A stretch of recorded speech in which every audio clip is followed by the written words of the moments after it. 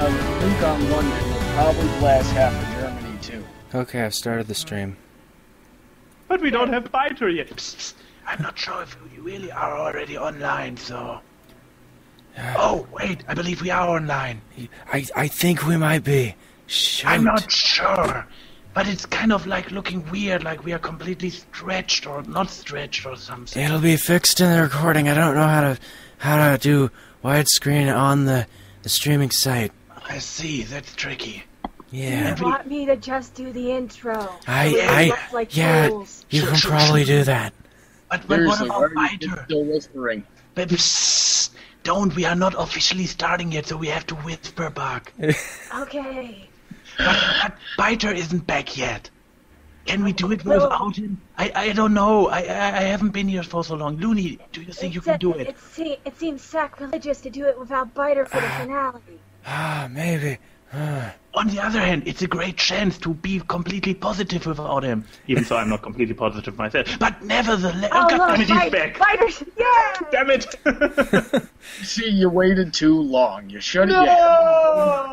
No! Now we can probably... Telling you to jump on it. Why doesn't anyone ever listen to me? Because you sound so much like Jesse Woods. I don't know who that is.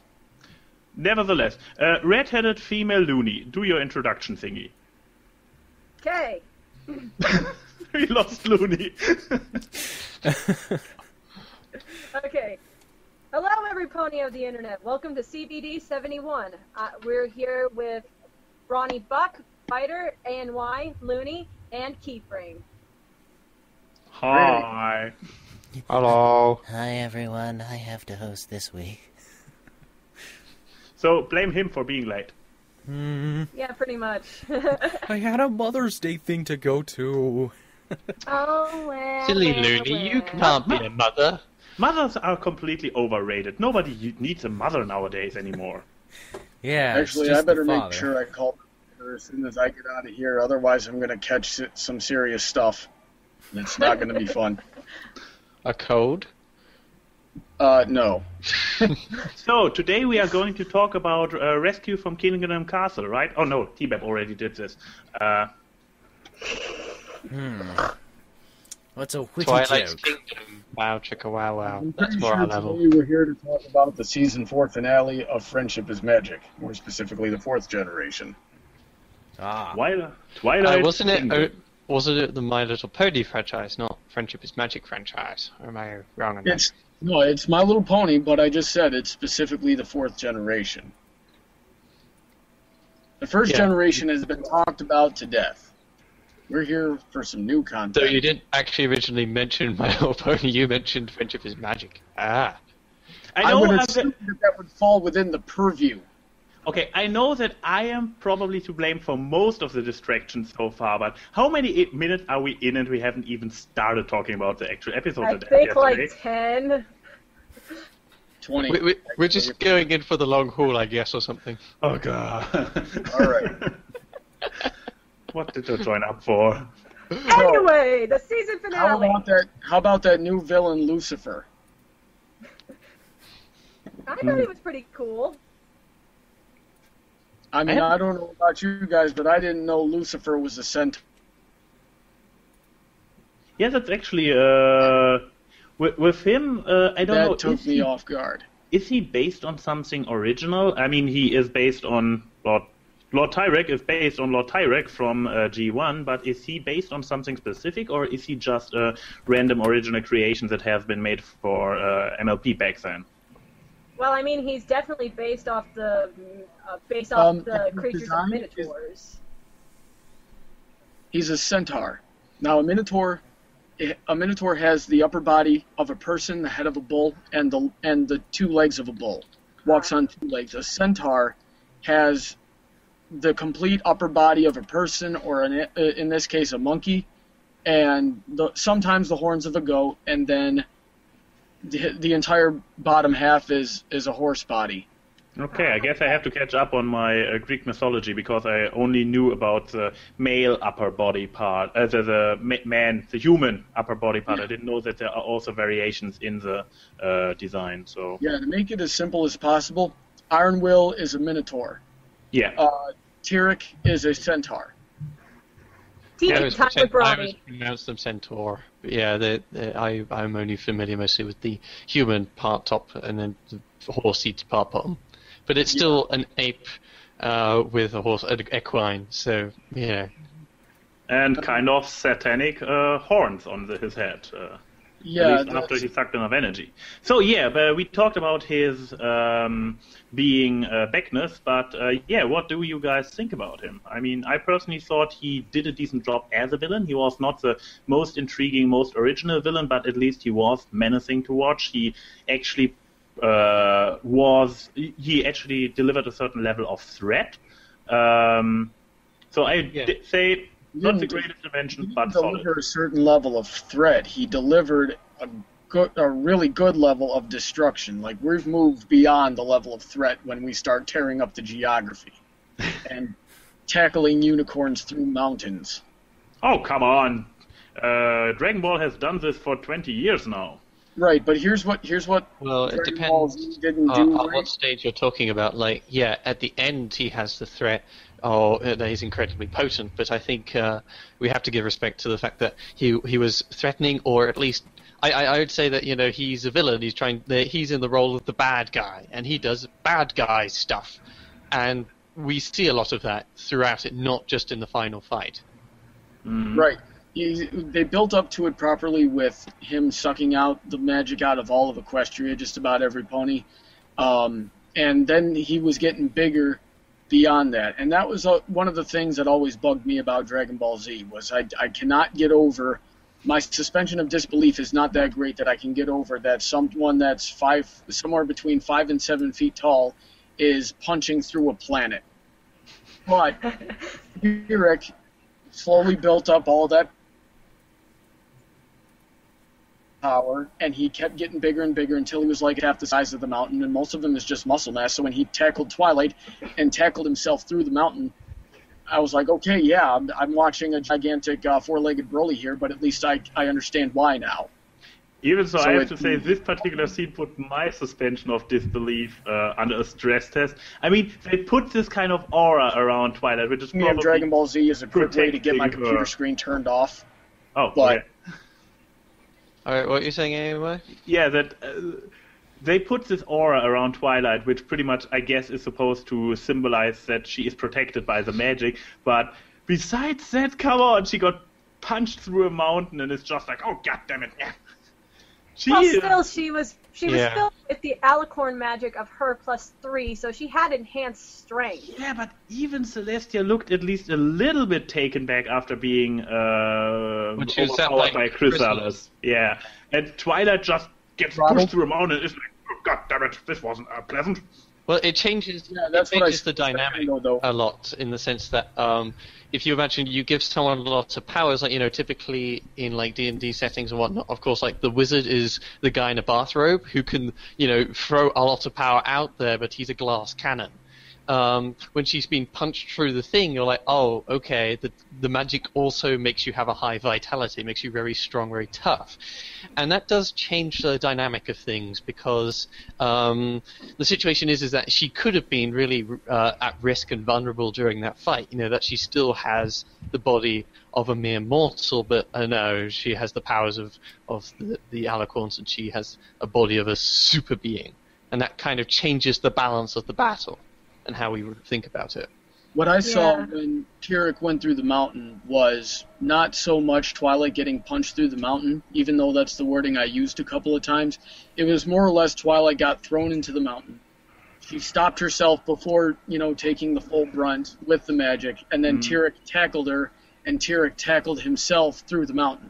It's kind of like if you've ever seen a power breaker, if you know what that is. And those guys will run and they'll shoulder butt a concrete wall that's like 15 feet wide and just crumble it. That's what Tyrek did.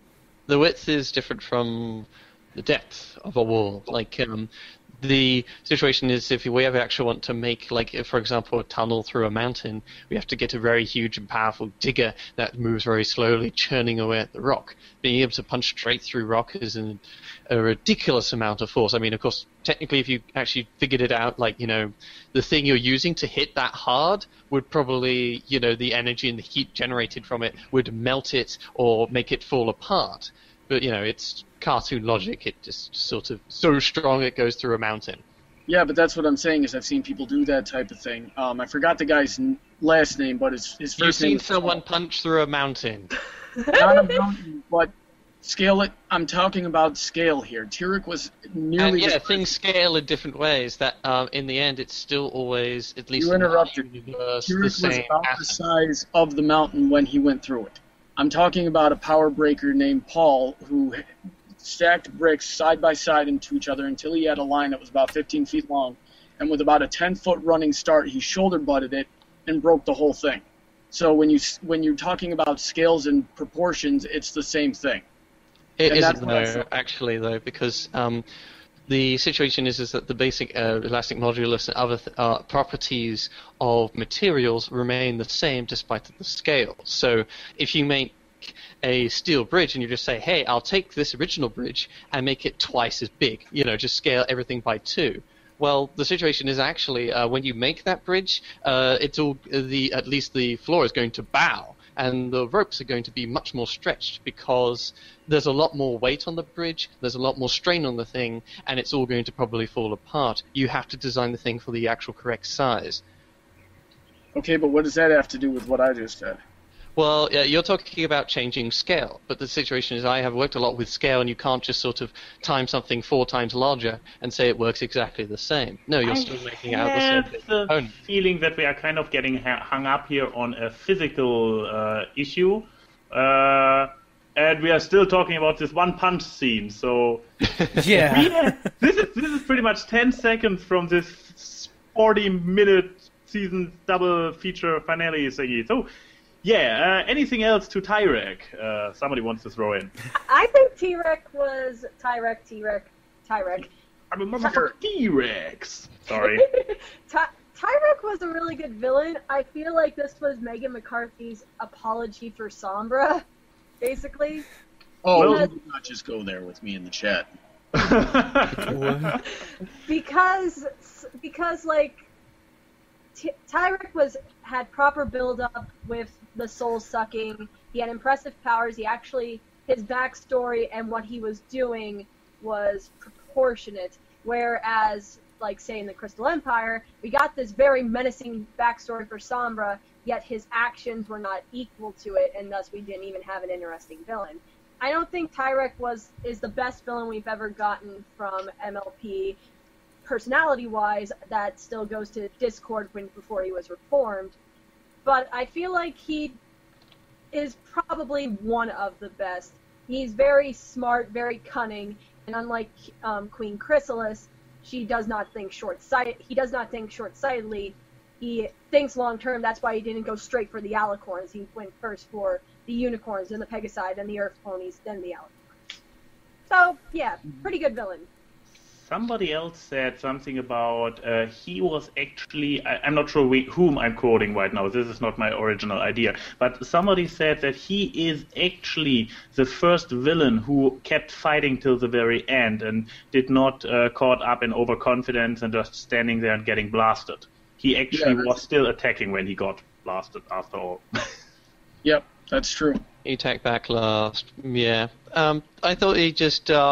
played the role of... He was supposed to be there for the role of the bad guy, and they showed him doing bad things, and in the end they actually fight him, and he just keeps fighting, and it's not always sort of like... he doesn't fall to his own folly. I mean, actually, though, what was it? Nightmare Moon, she did fight almost to the very end, but like when they had the magic power, she was going, no! Mm-hmm. But the thing I had with difficulty with Tyrek, though, was that... he is, okay, yeah, he's doing all this stuff to Equestria, but we don't really actually explore that very much. We're just told about it by Celestia. There's not actually, like, he doesn't cross over with the majority of the characters for the majority of this episode's length. You know, he doesn't actually talk or interact with Twilight or the princesses directly until he busts down the princess's door and he comes after Twilight. So it's kind of odd that he's sort of in a vacuum, separate from everyone else, just going on vacation throughout Equestria, whilst all the important people, i.e. the rulers of the land, sort of sit in their throne rooms or stand around in Ponyville and talk about how he's on vacation or in their lands. Yeah. The whole point is that you couldn't go after him head on without a really solid plan. They had to, which is why they had to make sure that he didn't get their power. So they stayed back, they held back, gave their power to Twilight, and sent Twilight off into hiding, in hopes that he wouldn't find her. They couldn't go after him head on because he would just suck out their power. We saw that he was immune to just about everything that every other pony threw at him. And then he started taking away people's ability to fly. Did they? They didn't exactly try that much. I mean, step 1, send Discord. It didn't work. Step 2, give all the magic to Twilight and just deny him complete victory. Like, it's odd that they didn't. It wasn't really denying him complete victory, though. It was falling back until they had a better plan. It was keep the power. I think it is still denying complete victory, complete victory. Complete victory. All the magic, wouldn't he? In the long run, you fall back so you can fight another day. Yeah, and you're denying them a complete victory by conserving resources, correct? You're just splitting hairs. Yeah. So. Yeah, we're splitting hairs. The princesses actually had a really good plan. The first thing they did was they sent their best weapon out against the threat. But the problem was that they didn't account for Discord falling to temptation. I didn't even think Discord was going to fall to temptation. That really took me by surprise. I thought he was going to go along with Tyrek for like a couple of minutes and then be like, "Oh, I just suckered you into falling right into my trap." But no, he was legitimate about it. And but which was kind of strange, considering that he pretty much gave Twilight the diary in the beginning, like, "Hey, here are clues for you to figure out the big finale thingy," and then he is just legitimately changing sides, like, whoa, okay. Well, the new Discord that they've been writing is quite a doormat. I mean, it quite fits his character personality quite well. He's a doormat to all of them, and he just sort of helps them along a bit. And then the other guy's like, "Hey, you should be a doormat to them. You should be a doormat to me." He's like, "Okay." And then he just sort of sits alongside with Tyrek the whole thing and just goes, "Yep, you're doing evil stuff. I could be having fun with chaos. That was what you advertised to me, but I'm just too bored and tired. Like, I am just used to being trampled on by this point. I am Discord. I was the free spirit, the creature of chaos, and now I'm just sort of a complete pleb." That was God conscious. of chaos, slave to Fluttershy. Tyrek gave him a verbal, go ahead and everything. He said, "Go and have fun. I'm not going to stop you." He didn't even do it. Like, because he becomes a doormat. He was feeling guilty for what he had done. He had betrayed his friends, and he was feeling that even before he consciously realized it. Now, if you I didn't hear that. That just sounds like mumbo jumbo. No, if Discord through this whole series, I could tell he just wanted to cut loose. He was not accustomed to being like reining himself in like that. So now he's got an opportunity to be himself. And he didn't do it. Right, because of what I just said. He was feeling guilty about betraying his friends and betraying Equestria. It didn't mean anything anymore. Yeah, he seemed to relish it quite a lot whilst he was doing it. But I mean, if you're so racked with guilt, then no, I mean, he does pop along and gloat in Shiny Armor's face, and he does the whole curtain thing with Tyrek, and he's seeing Tyrek doing all this stuff. I don't know, I think he's just a doormat, and all these extra claims about how his particular, how he's feeling isn't necessarily made that clear. Are we going to have this conversation again where I have to point out every single point where it's shown exactly where it is? If it is exactly shown, I don't think it is. I remember watching it, but it didn't exactly show it very precisely. 5 times in the past, Byter. Look at the facial expressions, look at what's being said and how it's being reacted to. This is called showing, not telling. There is also interpreting a source and doing it in a way that we know is true. When you say exact, you are doing things that aren't exact, which is ironically exactly opposite of what you're claiming it to be. If you're just looking at slight facial expressions, at one time he slightly did a movement with his face, and this therefore confirms your headcanon, then you are just pattern spotting. And I don't really necessarily have much to say on that. Yes, and I said my characterization is also based on how he acted in the episode. Yeah, I have also indicated how it worked. But you're missing the pattern, so your characterization is your analysis. Well, how do you know which patterns to pick up on and which ones to not? I can only say that, generally speaking, before he was a free spirit, a wild card, chaos. He, when he appeared in Return of Harmony, turned the whole world on its head and just messed around with people very proactively.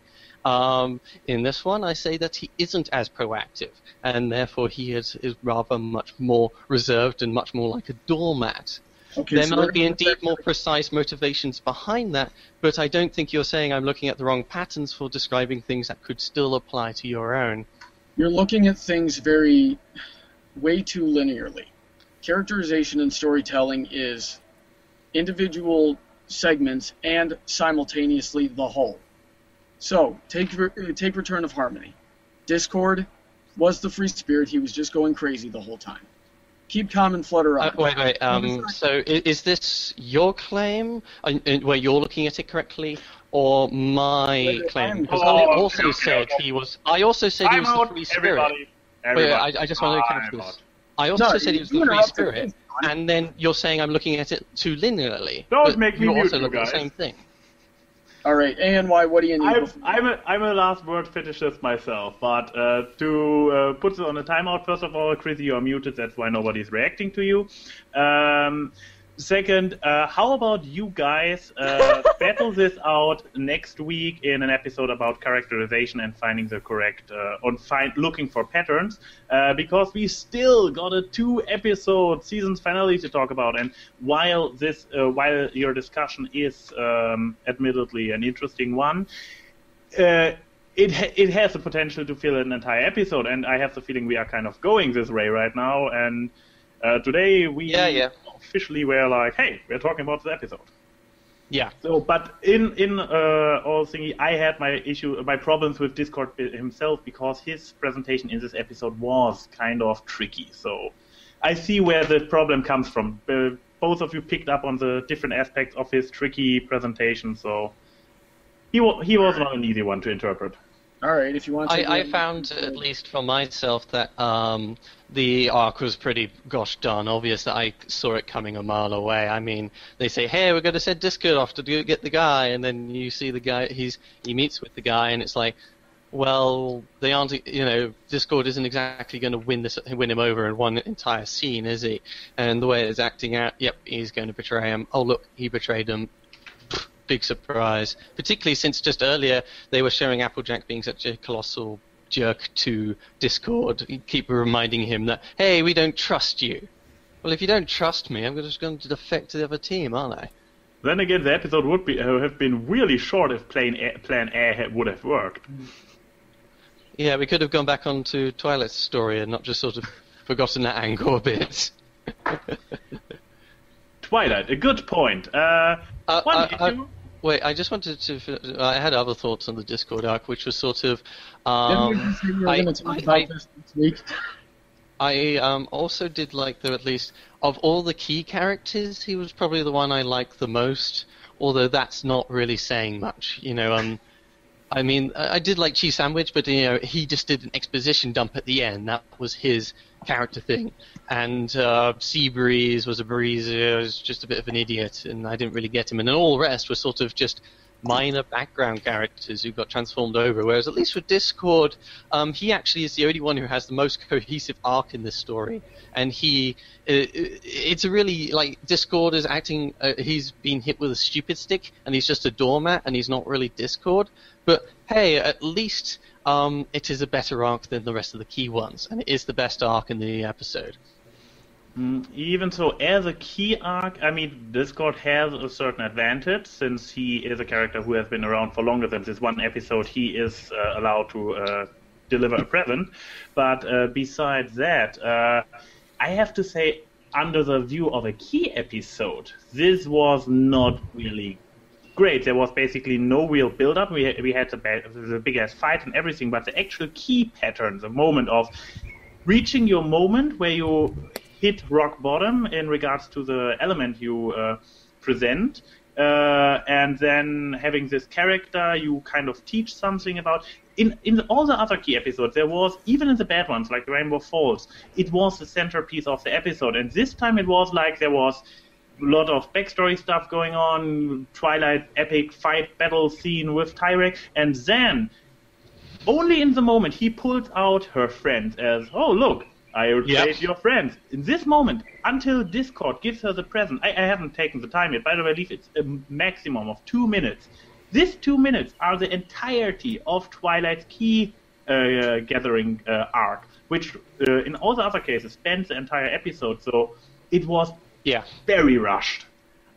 Twilight's side of the thing is incredibly rushed, no doubt about that. Like, the whole angle for Twilight thing is a bit of a mess, I think. That it starts off with her talking about how, I'm just basically a figurehead and I'm just here to wave. But the rest of which follows doesn't necessarily... Just like Looney! Twilight is Looney! Looney's an Alicon princess!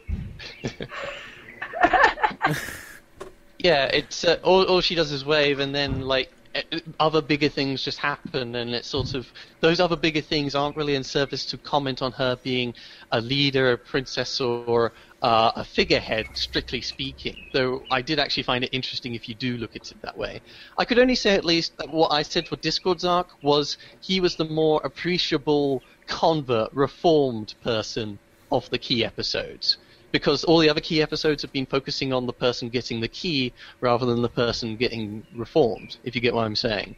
Coco Pummel didn't really get a song about I'm Coco Pummel. You got Rarity Says the Generosity song instead, because Coco only appeared like 3 or 4 times. He didn't really have the time to shine. It just sort of happened. I do feel like we did get some pretty good characterization for not just Twilight, but the princesses in this episode, though. Yeah, they all like to join Disney song numbers. Even so, in all fairness, I liked it. I liked the song on its own merits, but in my eyes, the princesses all, Twilight never had it, but the other 3 lacked this regality, this majesticness they usually are portrayed with. Well, they normally are majestic because they don't actually do that much. Like, the more you know a guy, the more you know their mistakes and their faults, right? If it's just someone in a fancy dress walking down the street, you don't know all their problems, but you say, hey, they look nice. I don't know, I don't mean their flaws or something. Whoa, loud truck is loud. I mean in the sense of, even in Magical Mystery Cure, when Celestia was singing, she was still moving with this grace and everything, and now she was just walking with the other 2. I have to mute you again. Oh, you did it yourself. Right. Just walking in circles. When we're looking at the princesses this time, they're in a lot more of a casual setting. They had that look about them through the earlier of the episode when they were doing all of their political stuff and meeting with the dignitaries from the other countries. When they get them behind closed doors and it's just the 4 of them, and they're talking to Twilight and giving her a pep talk, that's when they can take that guard down, because now they're dealing with an equal instead of dealing with people from other countries or dealing with subjects or putting on the facade. We have not seen them in this light until, I don't know, this episode, maybe a couple of others. Yeah, it was trying to, the way it was presented is just like, trying to sort of also look like, small noises coming from a thing. It's trying to, look like, just Twilight walking to the balcony, the other sort of just walking up to her. it only sort of, though, like, the difficulty for me was that the song didn't really achieve that much. Like, the characters are talking through the problems, but they're singing whilst doing it. And that's the only difference. Like, it's just, hey, instead of talking, they're singing. Okay, and what's the Okay. problem with that? Well, it doesn't really do anything. It's just like, oh, they're randomly singing at this point. It doesn't That's actually add or change doing anything. that the whole series. No.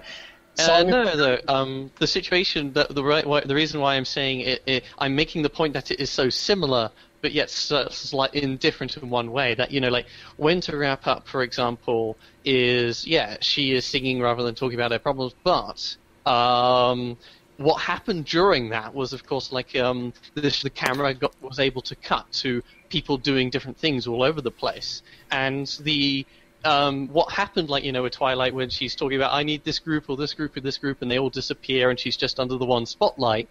I mean, obviously that didn't actually happen, but it's because it's part of the style of the song, a kind of happy, upbeat song. It's adding a different tone to what's going on.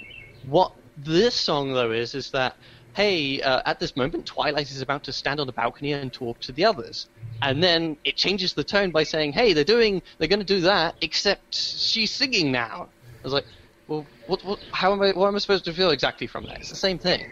They still had transitions and effects and all sorts of things like that during the song. And you also got to understand that this song played a completely different role in the narrative to Winter Wrap-Up. It's doing something different, so it's not going to look the same or sound the same even. It's not going to look the same, sound the same. It's not going to feel the same. Certainly. Yeah, I already addressed that in the reference to how I talked about tone. That Winter Wrap-Up is trying to get across a certain tone for the thing, like in Pinky Apple Pride, the Apple song thing. It's very happy and bouncy, and they're sort of going along the path, and crazy things are happening. They take a lot of embellishments because they are doing a song. And because they are trying to just show that emotion rather than necessarily be strictly strong to the scene. But the point that started this was the song with Twilight at the beginning is trying to. You said that it's a much more informal occasion. If it's an informal occasion, people don't sing. It's a weird combination. Didn't Gibbon taught us the word? What is it? Non-diegetic. Thank you. There's my input to this. I mean, even so, the setting is far more realistic than, for example, in Winter Wrap-Up. I still dare to say that the song is to be interpreted as non-diegetic. Diegetic. What does non-diegetic mean, for those who don't know? That it basically does not really happen. That it is some kind of artistic way of representing events. In the case of Winter Wrap-Up, like a time skip and skip over places and telling a lot of information.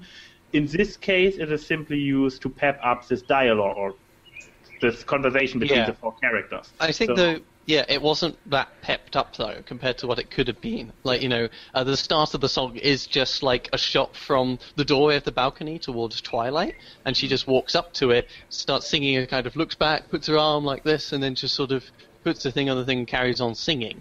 And that's like a shot for how many seconds? Like 30 seconds or something? It's quite long. And it doesn't exactly take any extra liberties, except the fact she just randomly moved her arm, which isn't exactly something I'm not. I will let them have the song, but if they just randomly wave an arm, it was like, okay, that was kind of pointless. Well, I think the song serves more of a purpose in that, for most of the series, if not all the series, we've seen that Twilight is solely mentored by Celestia.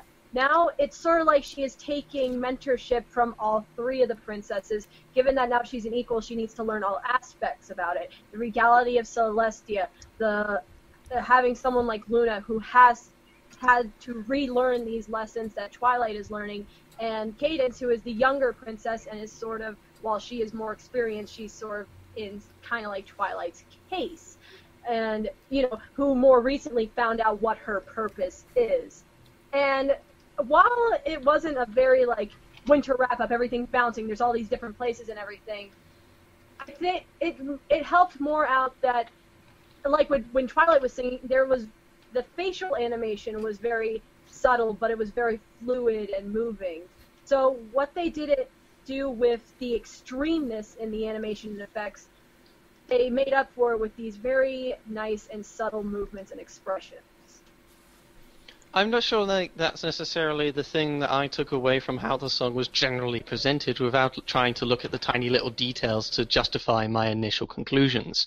I thought from, like, for example, Princess Cadence, she said stuff like, you stand there for a reason, you're gifted and you are strong, that crown is upon your head because you belong, that most of the princesses didn't necessarily... I mean, Luna did talk about her own experiences a bit, and Celestia rambled on about her destiny bullshit again. But generally speaking, the dialogue came across to me as they were telling Twilight that your time will come, that, hey, don't worry, it'll be better later. That was because I took... maybe not the subtle things, but I took what the words mean, or generally what was happening as the meaning of the scene. Fair enough. And I'm not I'm not gonna fight. yeah, in that regard, I have difficulty, at least in regards to what most obviously the thing was, which was just Twilight said, you know, guys, I've only just realized, or at least I'm only bringing it up after all this time, that, you know, my title doesn't mean anything. And they're like, there, it'll get better later. I was like, well, that's not really good enough. At least it shouldn't be good enough. But Twilight just sort of goes, okay, I'm saying that. Yeah, it's a pep talk from your friend. Have you never had one of those before? I've never really needed a pep talk from my friend, no. Okay, then what are you commenting on? I'm commenting on that the situation is, if we're looking at the angle of her being a leader, of leadership, a leader is not one who needs to have, like, Twilight's like, all they've been assigned is, you know, trivial duties, and I'm just there as a figurehead. And it's sort of like, well, the other princesses are your equals, so they're not there to assign you stuff. They just patted you on the back and said, they're there, it's okay, I'll get better later. But really, the agency is on Twilight to actually find something that she wants to lead, that she thinks she could do some good at. You know, like, it doesn't make any sense just for them. She is just being so passive about it, and they aren't addressing that. Okay, I get what you're saying, but the problem is that's exactly what it's supposed to do.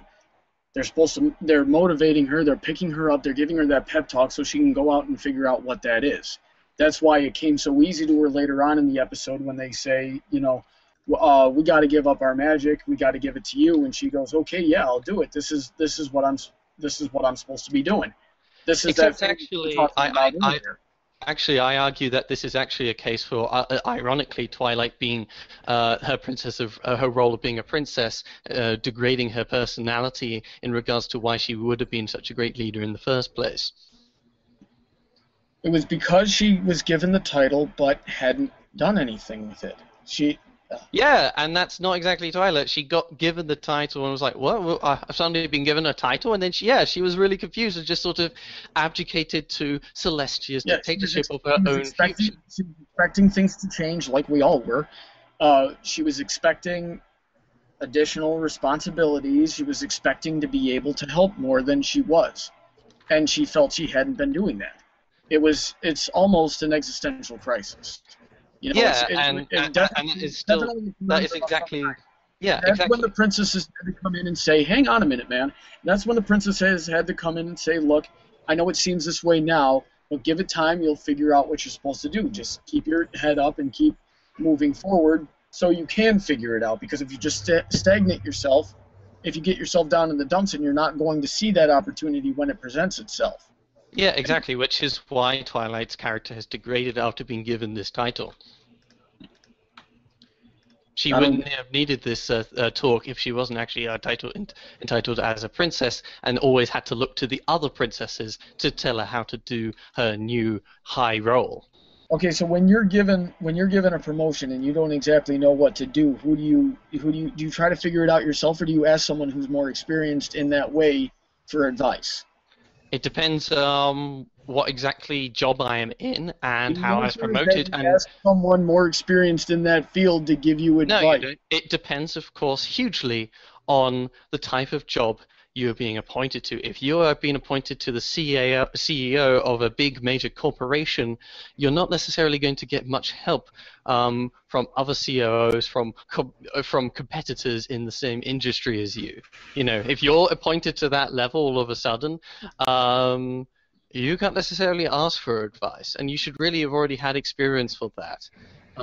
If you are being promoted to a new role that doesn't necessarily require you can try to experiment, then it isn't so bad. You're promoted to the head of an engineering team right from the get-go. You don't necessarily what you're doing, but you can, of course, attempt to improvise and push forward and attempt different processes and work with your own team, the people you are going to organize, to try and find the best way to lead them. You know, I would, if I'm promoted to a managerial position, I go to each of the groups of people who are under my care and I say, hello, who are you? What do you do? And what role do I serve you? And they tell me. And knowing that information, I can now do my job. I don't have to appeal to people on the same level. Right, but you're dealing with other people outside of what you're doing. Like she's dealing with dignitaries. She's dealing with representatives from other countries. This is what she doesn't know how to do.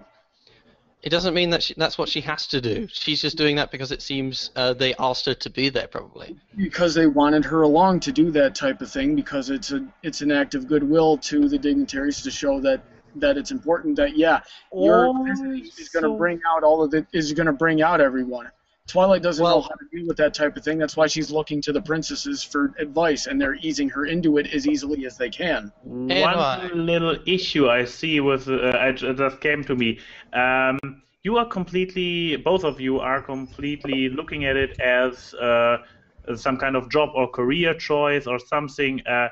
But the case was that she pretty much ascended into this role and position, as it was not just like being hired for a certain thing to do. She, literally ascended into it with getting incinerated and reborn and everything. So weird, wibbly wobbly magic. Yeah, exactly. And then it came. But all I'm trying to describe came with responsibilities that she wasn't promoted with. She wasn't promoted. She was promoted. She got the ascension because of her enlightenment, but the enlightenment came with other, like, more formal political responsibilities that she wasn't familiar with, and that's what she was getting down about. Exactly. Okay, from all I can say is this, that before we would see in the Discord or Nightmare Moon arc that Twilight was very much the leader of the main six because she was often the one with the drive, motivation, and know-how to really push them all forward. You know, the main five all gathered around her because she seemed to be the only one who knew what was going on in regards to Nightmare Moon. And with the Discord thing, they all ran off to Celestia because she was requested by her, and she then pushed them through the maze and pushed them all the way back to Ponyville before eventually having her spirit break and drop down. And if we're talking about like also other examples of her being a potential leader, it would be like Winter Wrap-Up, where even though she hasn't been appointed that role, she's just the local librarian who wanted to help. She found she was best in the leadership role or organizational role, making the town much more efficient and more able to cope with removing Winter. She has ascended due to meaning in vague, nebulous ways, but what we see in this episode is that she isn't exactly driven to do, well, almost anything. Like, anything the princesses tell her, she generally does. And when she has a problem, she's just like, guys, can you tell me? And they say, there, and that's it. And before she assumed roles by herself without ever, necessarily being appointed for that role to begin with, Twilight has never had the freedom of will to really go out there and find a thing that she can lead. The difference here is, and it's very important for these types of episodes, is before she was a great protagonist. She was the hero. She was the one who had the motivation, had the know-how, was the one who knew how to defeat the dragon, or at least was motivated enough to try and do it. How she is in this episode is she lacks that motivation. Is she kind of just goes along with what people tell her. She does not have the initiative of her own. And what she does do is that she is given the magic, and she just obeys their word and doesn't tell her friends, and just just tries to hide away from the big bad. It's a complete it's not anti-hero, but hero to the -1. Okay, and this is what I was talking about. If anything, you just proved my point. She's dealing with a different type of job that she doesn't know how to deal with, so she asks the princesses for help. When the time comes when they're like, okay, Tyrik's coming, we got to give you our magic.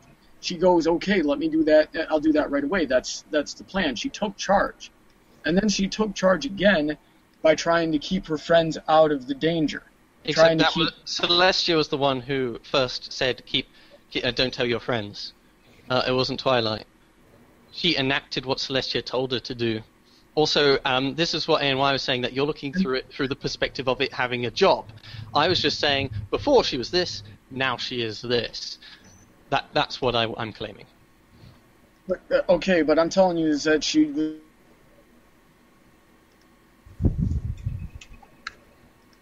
He's cut out for me. Yep, same here.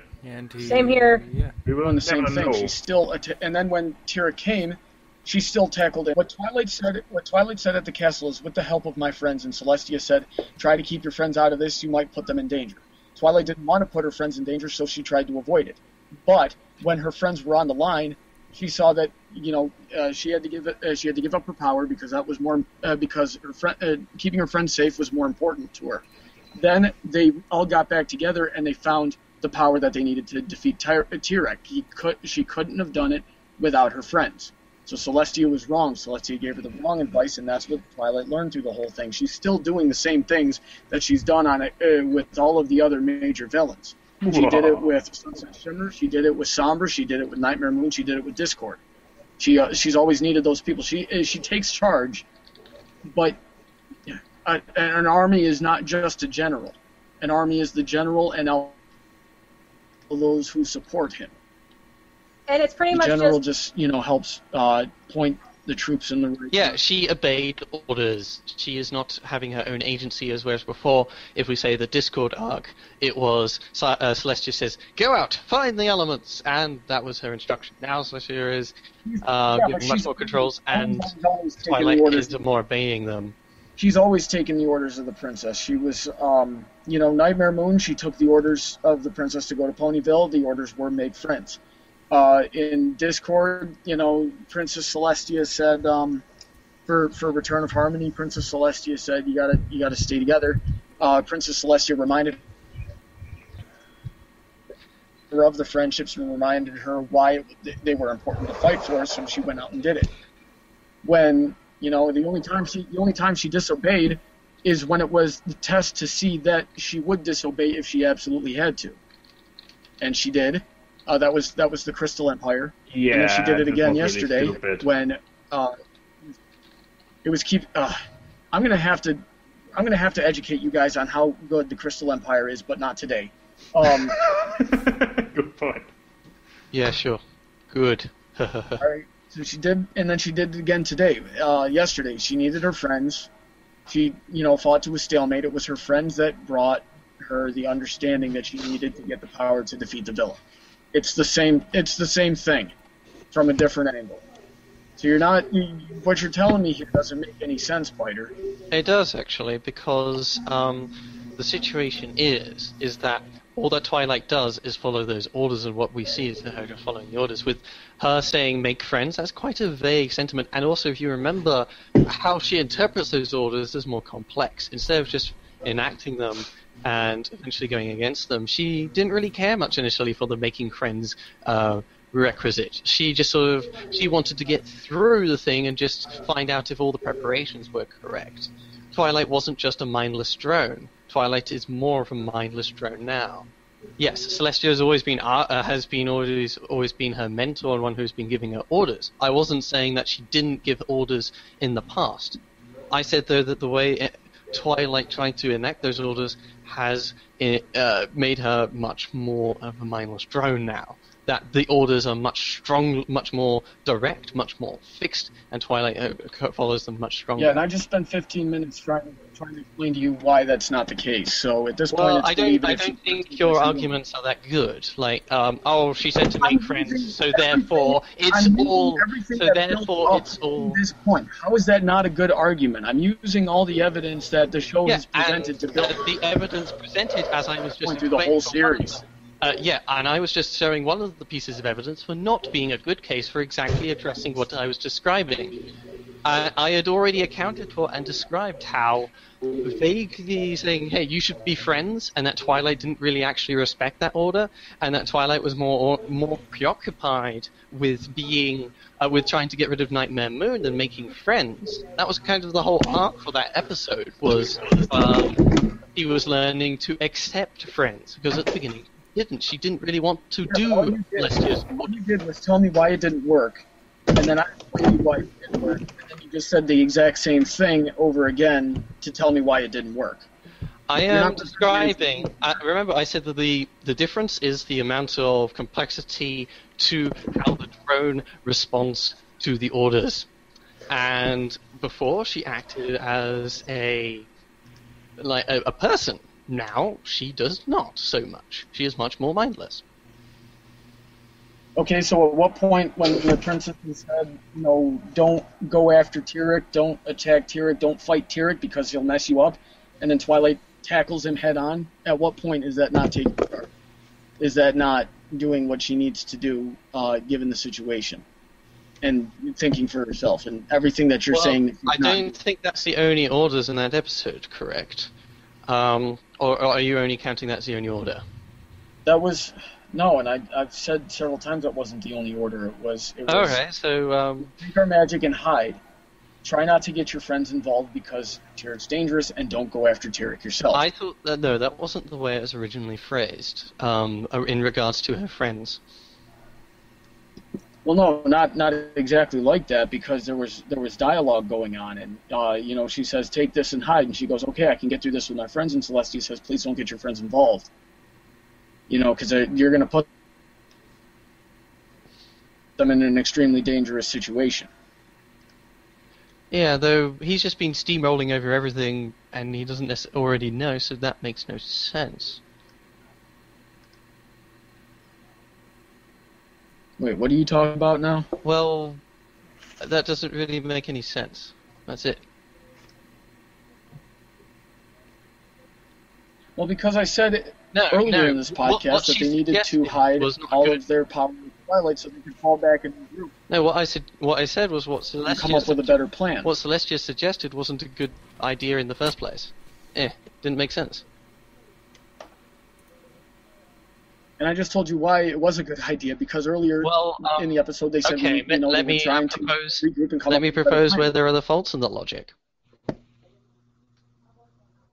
Go ahead. I can propose faults? Awesome. Okay, so first off, what is the phrase? How does she phrase it?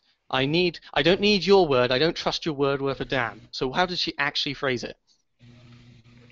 I don't remember word for word. Do you have the transcript up? I have the transcript up. I can't find it at the moment.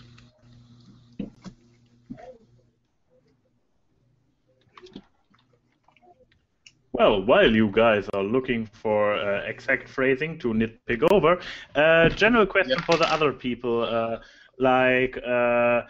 while we are talking about Twilight, what I was kind of wondering was her 180 in her attitude that was presented at the beginning of the episode.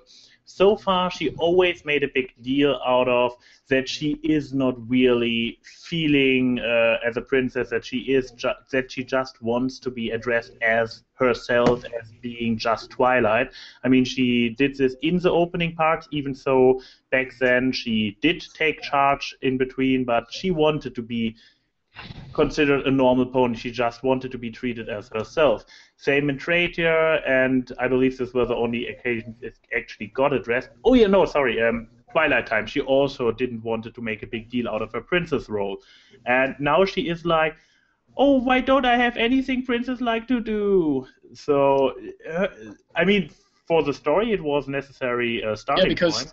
ANY, when you're talking about Princess Twilight Sparkle, this word she used where it's okay if other people want to call me princess, but not my friends.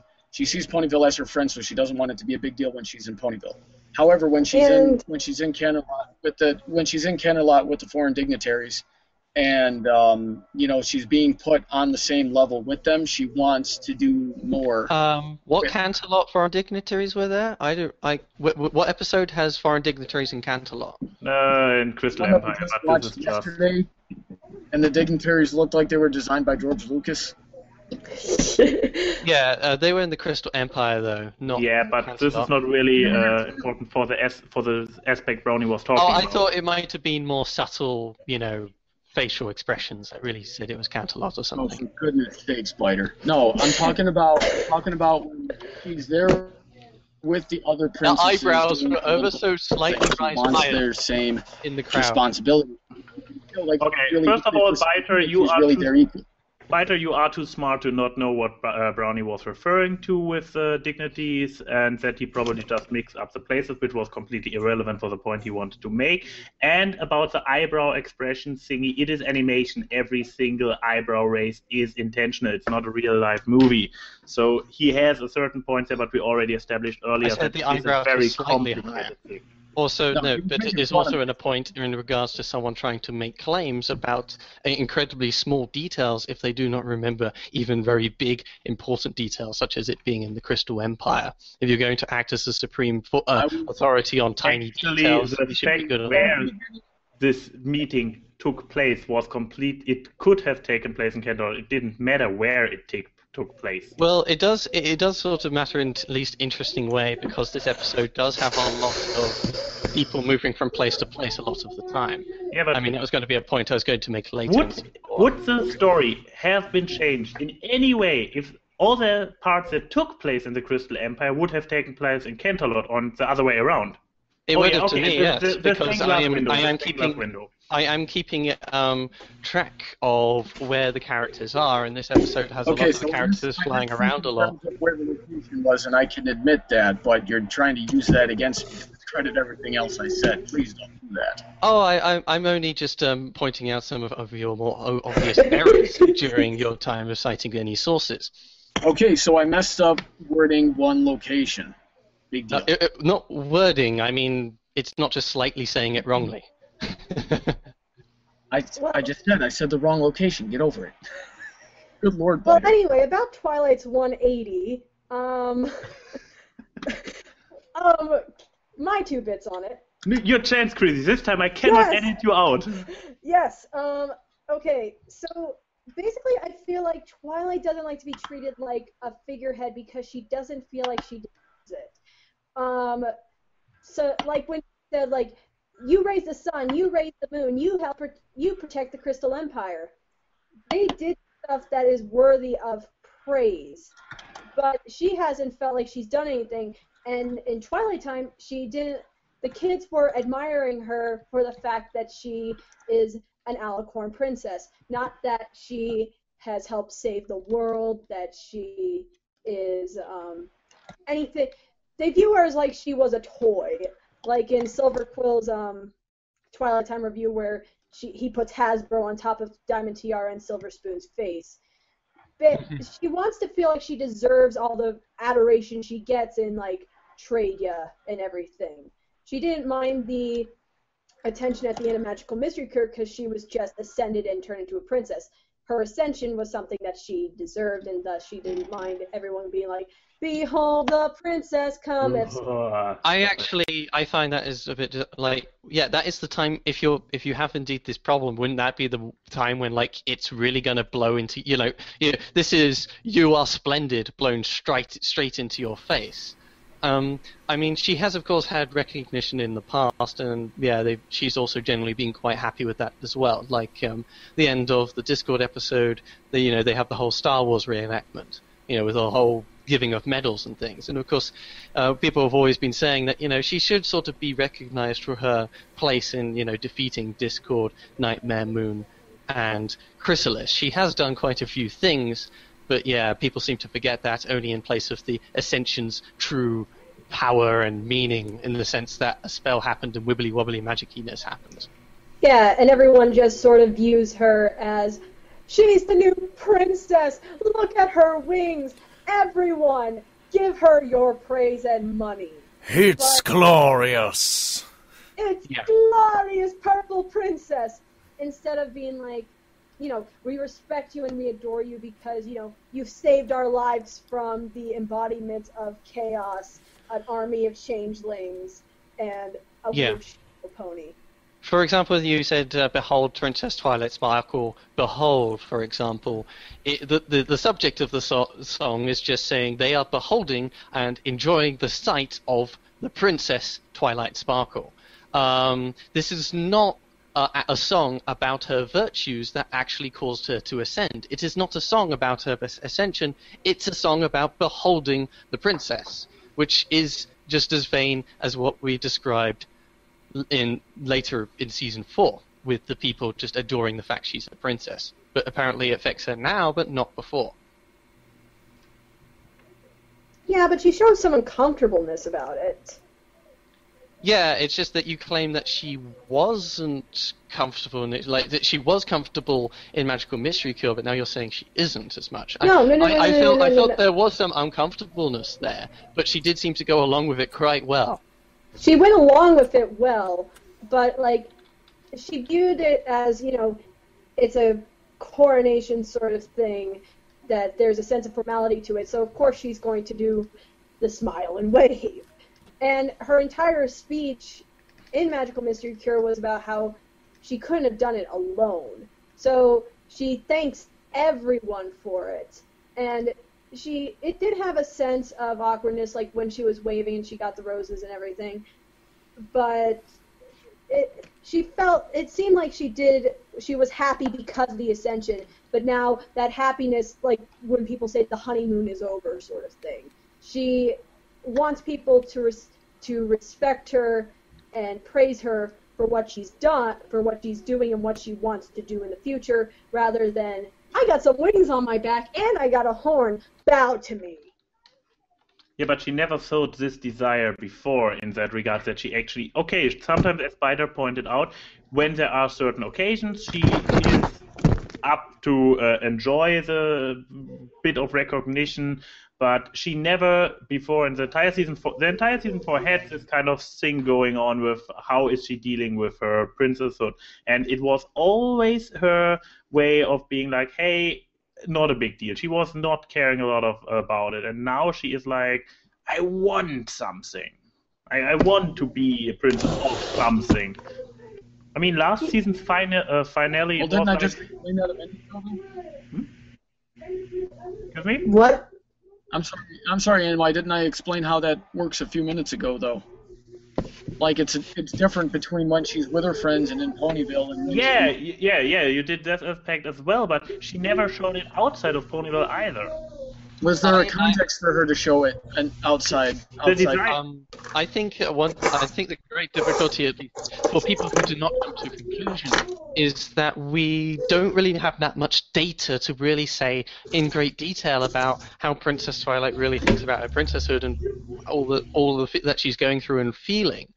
It's sort of, there's a few sprinklings here and there, but as ever with this show, the characters are written by lots of different writers pushing in loads of different directions, and if you try and see a cohesive character through it, you're kidding yourself, because the characters just change on a dime every episode or another.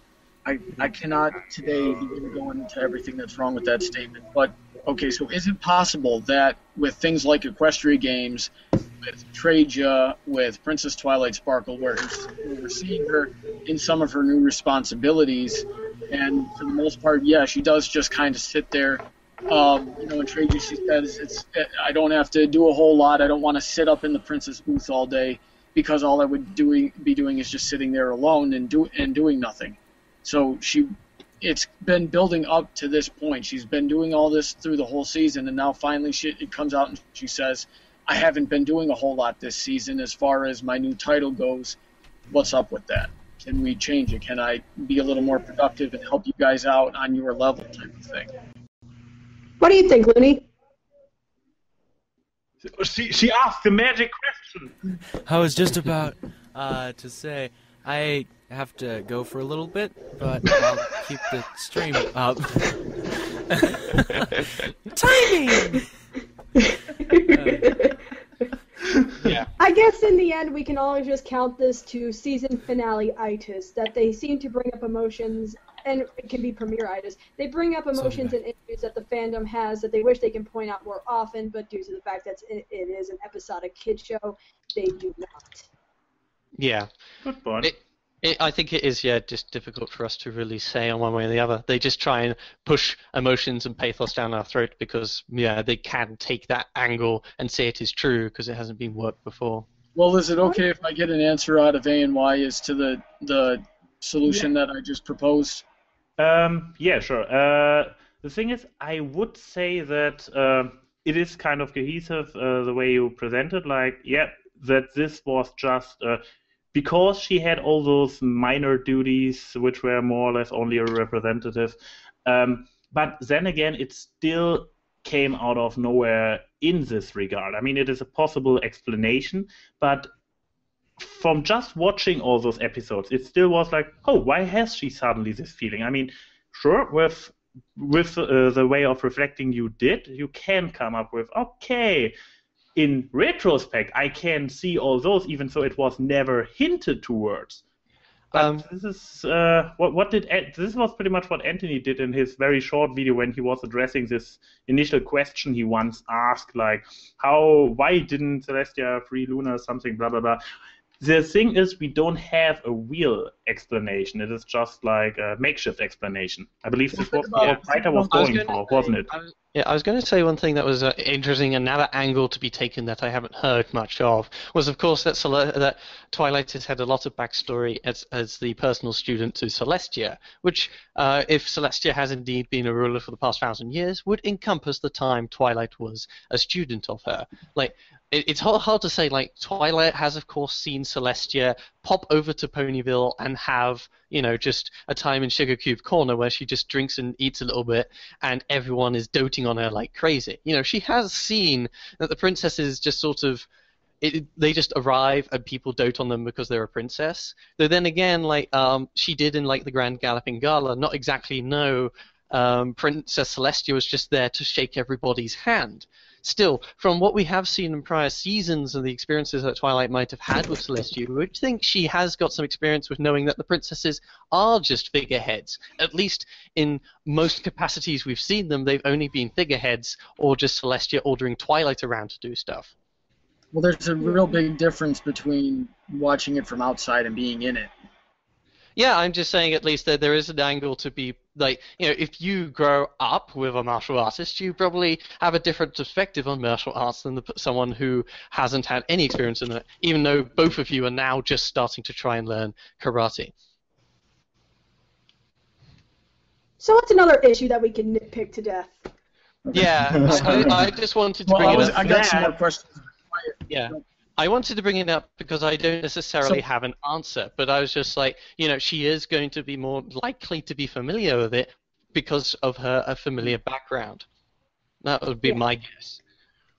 All right. So ANY, you said a couple of minutes ago, because of the way that I put it, you can see how it might be cohesive, but it doesn't seem like a whole lot at the time. And to that, I would like to pose this. When you have just an ambient issue within your life, does it not tend to kind of be in the back of your head and you don't really experience it outwardly as much, especially when you're dealing with, anything else in life that you could be dealing with at the time, like trying to teach your friend history or trying to sell your books or things like that? Sure. Yeah, so that's why. And another thing is that when we have this season, more than any other season, been dealing with a continuous arc and a continuous story. So there would in order to reach the conclusion that we reached yesterday with Rainbow Power and with Twilight doing what she did, and we had to have had the writers all together, because we've had a lot of different writers on this season, had to have gotten together and planned out every single step of that to the T. And then they followed that through the whole thing, so they had to go there and find which points where it would make sense to add in these little tidbits of that doubt, that ambient back of your head problem that you don't always externally think about. When is it proper to show that with Twilight? So at the very end, she can finally come to this conclusion and defeat the villain the way we need her to. And they didn't. I mean, yeah, but I'm saying that's what they did. Is that they made this cohesive story arc, which went through the entire season, but they never implemented any hints that this might be the direction Twilight's mindset is going. Right, because you don't know that type of thing while you're in the problem. You usually have to reflect on your past events and notice patterns and notice the things that you haven't noticed before, now that you have experience, in order to figure out what's going on. I think we may want to discuss, because this is probably the point of contention, how we felt about the implementation of the continuous arc of the Rainbow Ponies, or the box and the keys and such. Because I think, Brawny, whilst you may think it was competently done, I got from ANY that he didn't think it was as competently done, at least in regards to Twilight's feelings. Yeah. Right, because Twilight's feelings weren't always at the forefront. They were Twilight's feelings were at the forefront when it became the issue. I don't know. I just thought what she was doing as a princess. I thought, Twilight in some of them did turn up, Rainbow Falls, and she sort of preached at them briefly and said, well, take my advice and take it or leave it, and then she just sort of walks off. Which could indicate that, she wants to do that advisory role that she always seems to have tried to have done, but she feels awkward about it now. She didn't feel really awkward about it during Rainbow Falls or anything like that. It was, during the context of when she wasn't, say, in the meeting at the Crystal Empire with the other princesses. That's when she was really feeling it. It was just that if we can... Otherwise, she was just talking to her friends on a slightly higher level of understanding that she might have taken from previous seasons. Wait, you think that she thinks she has a higher level of understanding? Does she believe herself a moral authority? I'm not entirely certain, but she had always in the past, when she felt she could, give her friends advice, and now. The whole reason she ascended, because she understood these things. She learned how to understand these things beyond a certain level, and apply that, and apply that practically. So now we're seeing it at that level. So it's kind of like in the terms of Rainbow Falls. In previous seasons, she would have been like, you need to do this, Rainbow Dash. And this one, she understands she's really not that. She really can't do that much about it. It's ultimately her choice. So she goes, I can't tell you what to do, but you know darn well what the right thing to do is. Yeah, I'm not sure how to personally choose to interpret. For example, a time Twilight very early on tried to suggest to her friends would be like Applebug season, where repeatedly she goes to Applejack and says, "You need help."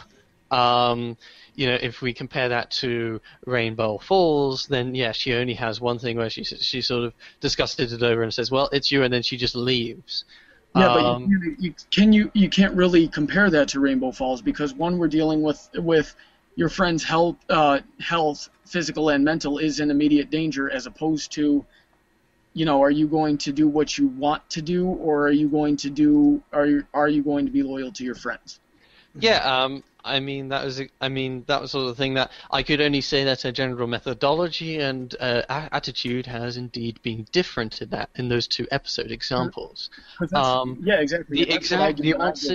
The exact nuances of how, why, when, and where, and all those other bit tidbits that you are making claims about, I personally am unable to make claim of, because I do not have enough information, given just what I saw, to really say how and why and where and what she is acting like. Right, and that's what I'm saying here is when it's a matter of choice like that, it's when you should do is when you should leave it to your friends to let them know that you support them in whatever you choose. When I don't know when I'm if giving that's people exactly advice, an answer we and know people come to about. me and, I don't know. I think that is she chose to say, "Here's my advice, take it or leave it." I don't think necessarily that means it has to be the You correct interrupted me answer, does it? It could have, in fact, been the not the correct you interrupted answer. me It again. depends on the When I'm giving people circumstance. advice, they come to me and they say, Brawny, I got this that I want to do, but if I do this, this, and this will happen to my friends. And I say, well, you could do this and support your friends, or you could do what you need to, and hopefully they'll support you in that, and hopefully, but these are the consequences that you might face. I can't tell you what to do. That's up to you. If someone comes to me and they say, I've got this, and this going on, and I need a bit of help, because I'm like losing my mind here, or I see that they're losing their mind and they're really not doing well physically or mentally, I step in and I say, I'm helping you. So that's what because they need that immediate help. They need me to step in and take charge regardless. That is how you tackle those situations, yes. Right, and that's exactly how it happened in Apple. Wait, the Rainbow Well, she went up to Rainbow Dash, told her about the thing, and said, take it or leave it. I don't think that necessarily means that she's always, or that it necessarily the same logic that you use is what she is using to come because it's to the same action. Different scenario. I'm trying exactly. It's completely different, and you are making that. Quick You're question, saying guys. it's this thing. How does this relate to the episode? All right, let me tell you how this Thank relates you, to this Looney, for episode. stating what Because we're everyone trying to knows. figure out what Twilight feels as terms. We're trying to figure out what Twilight feels in terms of her title and how she takes that differently than she would have before and applies it to this episode. Okay. And I've been trying to explain to these guys this whole day that it's been all of that building up to this. So, if I have my own personal experiences in regards to things that may relate to this episode or how Twilight acted at that time, you said earlier that, I can't really speak that much on the thing, but you can apparently. I can't very much speak on what was it? What did I say? Well, you would be making claims about, you say, in this circumstance, I'll give them and they can take it or leave it. On this other circumstance, I'll do something else that I will, push forward the help to them.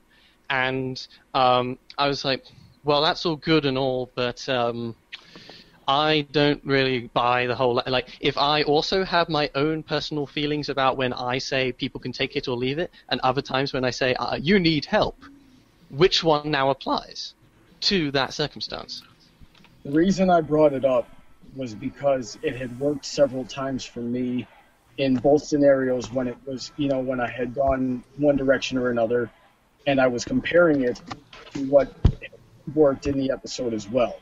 I guess what I'm ultimately saying I have here also, is that yes, because of what I'm ultimately saying here is that because of the experiences that I've gone through, and I see that the episode does the same things, I know that they're realistic in their portrayal of how you should handle these situations.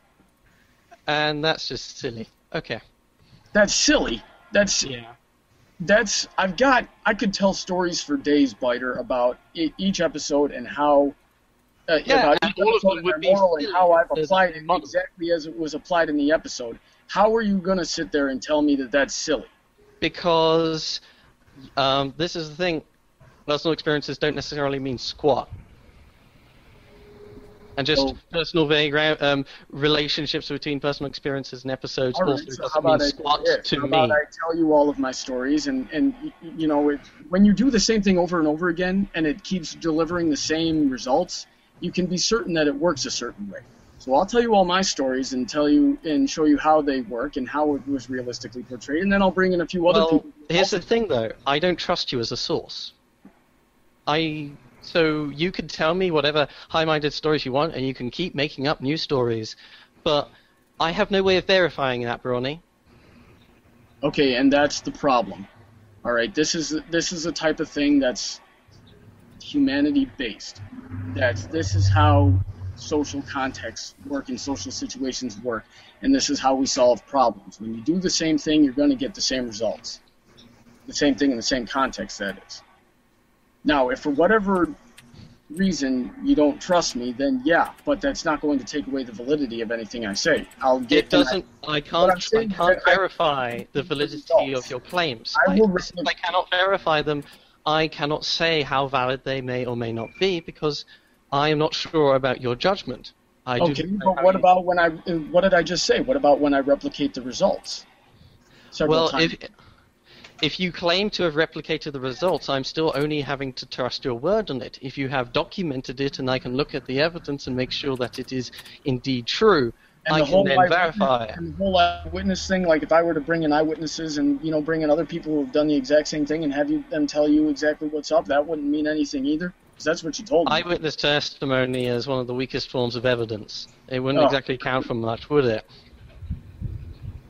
Einstein said that the only form of true knowledge is experience. Everything else is just useless information. Right? So, I mean, I can quote random people too. Okay, so what does Keyframe want to say?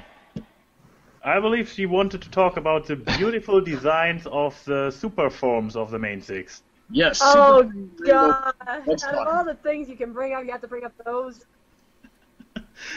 I only have 2 more big topics on my notes, so this is one of them. Yeah, so I'm glad it was temporary. I'm very glad it was temporary. Yeah. I'm very glad it was over at the end of the episode because as cool as that was, it has the same problem as the Super Saiyan thing. It'll hurt your eyes if it's there for too long. Yeah. Yeah, but I guess I see what they're going for, like mixing the colors of the others with the individual ponies, so that their friendship, their connection is resembled through their appearance.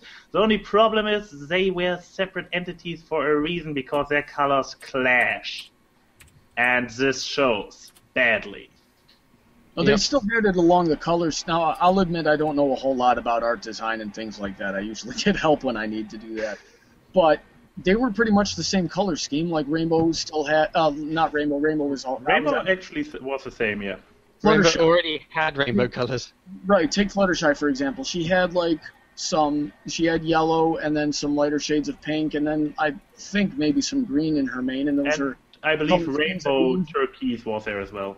Yeah, and those are color schemes that we usually see on Fluttershy, and Twilight had a little bit of yellow and a little streaks of blue, which is what we saw on her in Equestria Girls. They got the colors from the other main six, but it was so mixed up and was so colorful. This is like, you could put all, when you kind of would have put all those a week ago on, what is the Tumblr's name? I believe ugliestponyoceast.tumblr.com or something. There is a Tumblr where they collect ugly cocees. Nobody would have guessed that this is actual show design. People would have been like, whoa, this is the most ugliest and over-the-top Let's take a look here. I was going to, I would say that, the situation is that they have put all the extra colors onto all the ponies. It's kind of like it is a vomited rainbow, that all the colors are all there. The thing also about the MLP art design has always been it's quite a minimalist aesthetic. It's, a white rarity with just, a tail and a mane of purple. And it's really simplistic design because it's all vector designs and it's all fairly simplistic. The rarity isn't actually that bad. It's just a much bigger hair and a few extra colors. My difficulty sometimes is, though, when they got all of them all there together, all the colors and all the lines and all the shapes sort of blur together. There's no real clear outlines because, there's just colors, lines, and everything everywhere. Yeah, and, the colors were the worst part. But what I don't get is that when you see, the rainbow beams that kill Tyrak and everything and that go around all of Equestria, they're different. They're not the same colors. It would have been just fine if, all of them got the color scheme of the rainbow beam, which was, like light blue, yellow, and pink. And it would have worked fine. But the basically, it was just one big toy advertisement. But What? it could've been worse. MSP is one big toy advertisement? Oh, Blowing shut my up, mind ANY. here. The rainbow that they hit him with, according to my friend Evan, who does Mystery Brawny Theater 4000, started out with Generation 1, the Return to Moonlight Castle. He told me that the rainbow that they hit Tyrek with was a callback to that. It was like the rainbow of light versus the rainbow of darkness, or something along those lines.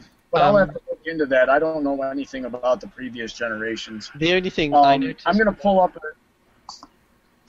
a screen share of the Rainbow Ponies design so we can get a good look at what we're about here. Is Can that I just all right? can I just speak on the rainbow, by the way, that the rainbow they fired happened to be an orange one, a white one, a purple, a yellow, a blue.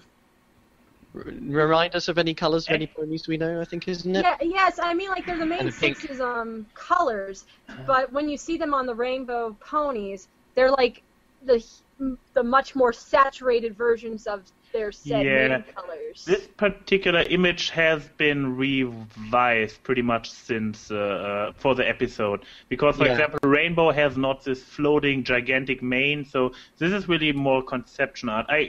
That's conceptual. Let me get the actual thingy from the episode on screen. Yeah, the colors are there. Rainbow's hair in the episode, I believe, was a bit Her head mane was huge. more pulled back, taller, and spikier. Yeah. I will say this. The main styles in these are the same. You're definitely right, but the colors are there, and that's what I was speaking to earlier. Did the cutie marks change in the episode too? Yes, they had the cutie marks all over their Not sure body. if they did. They did. It was also very... That's the thing. What do you always say? Because, as Byter already pointed out, it was all about simplicity in general. And what is often criticized about bad OCs is that they are overloaded with details and all the awesome shit and so on. And they are completely overloaded now with all the colors and the cutie marks cluttered all over their body and additional accessoires they hadn't had earlier. So I think at least it's like... I'm glad that they were temporary because of that. That's also a shocker. Temporary is good. Friends of mine speculated that it might not be temporary in the meaning that whenever the next adventure arc comes around and they need another, they need to get their Deus Ex Machina fighting technique, that it will be that this design might come back. This is only speculation, but it is a frightening speculation. I think, isn't it like Rainbow Rocks? They have shown that they transform into the Equinix-ish forms. It could very well be that they are trying to go for a similar thing where, if they do something very similar to their element, they become more elementy, more of that color, more with ears and wings and stuff, like in Equestria Girls. Same mechanics. God, this looks so As horrible. always, that may or may not work. We'll just have to wait till next year and see now, won't we? I will say this, not exactly about the Rainbow Power designs, but say, like, once Twilight gets all the Alicorn magic and when she's trying to lower the moon and raise the sun, I thought it was a really good animation touch that when they made her hair move, it started to look a lot like what Luna and Celestia's hair does. Like, it had sparkles in it and everything. It would have been just fine if they made her mane more ethereal, given that she is an alicorn now, and it could show, like, once her magic gains more strength as she gets older and more experienced, her mane will change. So that's a good implication. It's like a burst of subtlety and this overload of crap that they put on top of these characters. I will say, though, actually talking about earlier, I'm a bit confused with the time frame here, but it was, they give Twilight all the powers, and then all the princesses' manes stop being all sprinkly and stuff. Like, they stop flowing. They're just kind of hair now. I kind of like that touch. It was animation. Even so, I was so hoping for pink-haired Celestia. I was hoping for, like, pink-haired Celestia, Season 1 Luna, and it's like, Cadence's mane didn't change at all. It would have been cool if she got rid of the gradient and it was just solid streaks of color. Or it would turn out that she actually has gray hair or something like this. could have been interesting. I at least like that they changed the main styles, even if it was just stopping them flowing and sparkling. I felt that made sense to me. Like, it's suddenly just turning pink. I mean, we're in the fandom like that, but it doesn't mean you have to serve everything in the fandom. Also, you mentioned like the rising of the moon and sun. I think that happened in the middle of the episode. And I mean, one thing I wanted to say, at least compared to like the Crystal Empire or something, there was a very few quote-unquote jokes in this episode, and I was very appreciative of that. No kind of Rarity obsessing about crystal ponies or Pinkie Spy and Flugelhorn nonsense. True. Mm. There was like, I think there was at the beginning, Pinkie did the why the long face thing, and yeah, that moon thingy was actually quite well done, I think. It wasn't totally completely stupid. And I like that they were focusing on the story. They were taking it seriously rather than just kind of having literally a carnival fair and trying to tell us that it's a really scary situation. Speaking of cringe-inducing visuals with the Rainbow Ponies, what did everyone think of the animation in this episode? Because I think this is probably the best use of Flash that I've seen in a while in any animated series. I wanted to say top-notch. No complaints from my end. I liked it. It depends on what parts we're talking about. Yeah, I was going to say it's mostly the fight scene when people talk about that, because the rest of it, I couldn't say it was that great. We actually, on the first viewing, did see a animation error. But there was, errors aside, there was always... It never had this empty feeling that I complained about in Pinkie Apple Pie, where they actually had at some points had still frames which just moved along to get to kind of save a little bit on the animation budget. There was always animation, there were always angles, sometimes not all, there were scenes with only, for example, when Tyrek got his first victim, there was a very small scene with little stuff going on, just the two characters at a backdrop, but we got a lot of scenes with a lot of ponies in it, so I say they did not, they put resources into the animation, and I personally always liked it. Keyframe, noise on your mic. Oh, sorry. What? No, you just have birds chirping, wind blowing in your mic when ANY was speaking. Because ANY brings magic wherever he goes. Magic. The magic of blowing. Can we also just pointing out little things here visual wise, we got a return of one of the most fan favorite characters of the show, Flash Sentry, in the beginning. I was surprised when it went a whole day after that, because I noticed it right away. And then I was like, okay, I'm going to hear about this all day for the rest of the day. Oh, God, why is Flash Sentry here? And then I went the whole day, a full 24 hours, nobody said anything about it. That, I guess, in that regard, in the community. We have to be thankful for Three the Crowd, I guess. Because of his appearance there, all the drama queens and crybabies had all their time back then, and they had to experience that the majority of the fandom doesn't give a shit. And so this time, when he actually appears with a speaking line, everybody was like, okay, we already had our drama in Three the Crowd, now we can look for the interesting stuff. So we're tuckered out, is that what you're saying?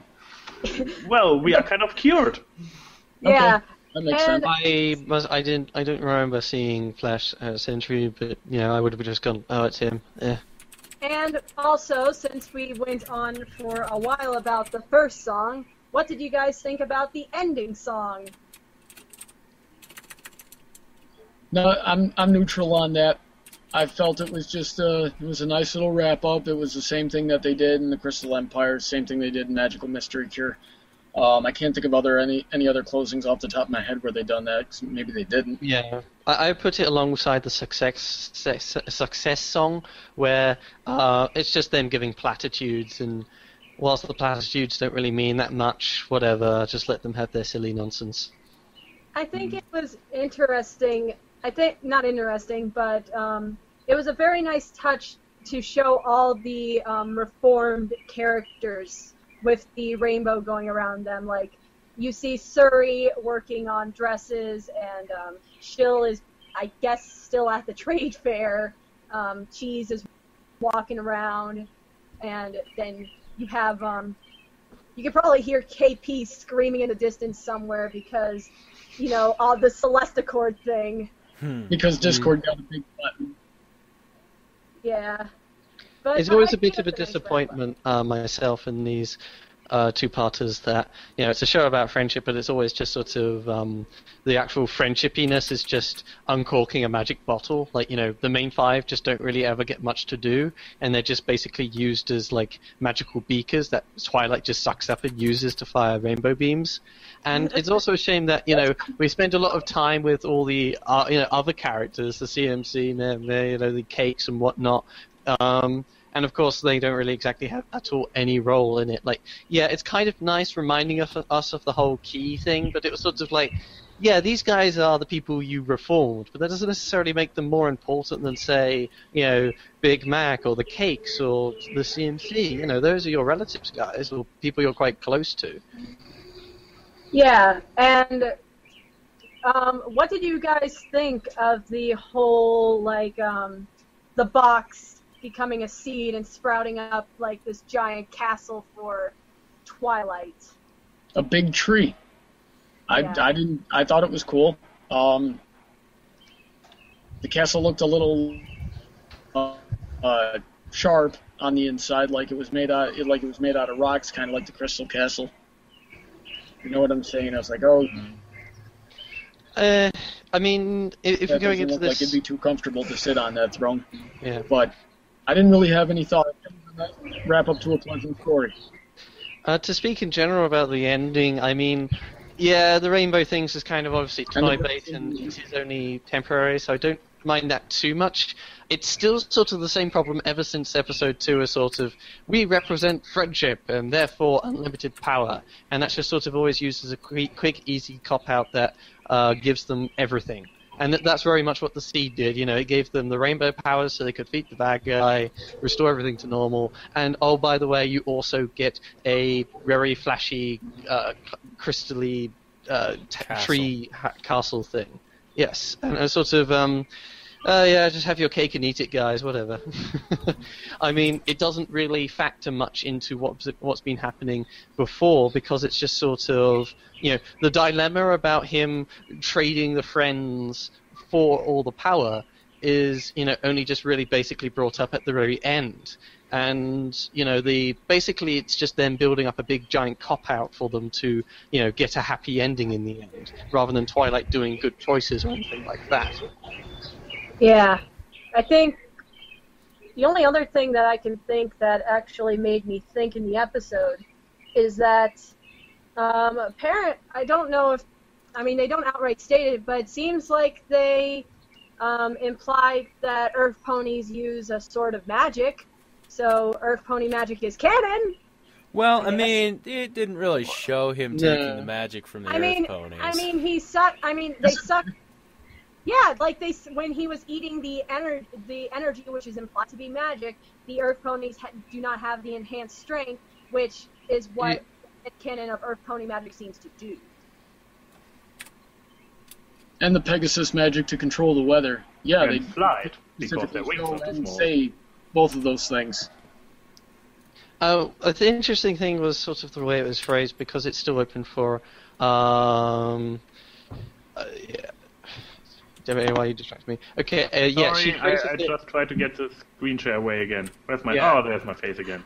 Yeah, he now has the strength to steal the strength of flight and the strength from the Earth ponies and stuff. It was like, I don't know necessarily that does indicate that it is magic within the races. Like, we all know about that popular headcanon, but I've never really liked it because it, again, just uses the magical plot sealant that, you know, just, why are Earth ponies able to do stuff? Well, it's just magic, I guess. Why are Pegasi able to fly? Well, everything about their abilities is just magic, I guess. May I quote the first lines of the series? Welcome to the magical land of Equestria. But it is omnipresent. It is an element there. I mean, I am with you when it is about don't use magic as an explanation for everything, but this kind of integrating magic as a natural form of energy or whatever in the entire environment, I actually consider this a rather thought through thingy. That it is not just like in role play games that you have this particular people who can use magic, but besides those people who can shoot fire, there is no magic in the entire world. Here it is everywhere, and I like this idea. I don't think that it is thought through the situation is that this episode doesn't really explain in detail all the thoughts in it. It says he stole the strength of flight from the Pegasi and stole it from the Earth ponies as well, so they aren't able to be strong enough to till the land. So, an interesting thing about stealing strength is you may notice that all the races basically. There's birds twittering from your mic. Okay, Keyframe. Hold on, I'll just mute until. Yeah, I was going to say like all the ponies when they have their magic sucked out of, or he uses magic to suck out of them.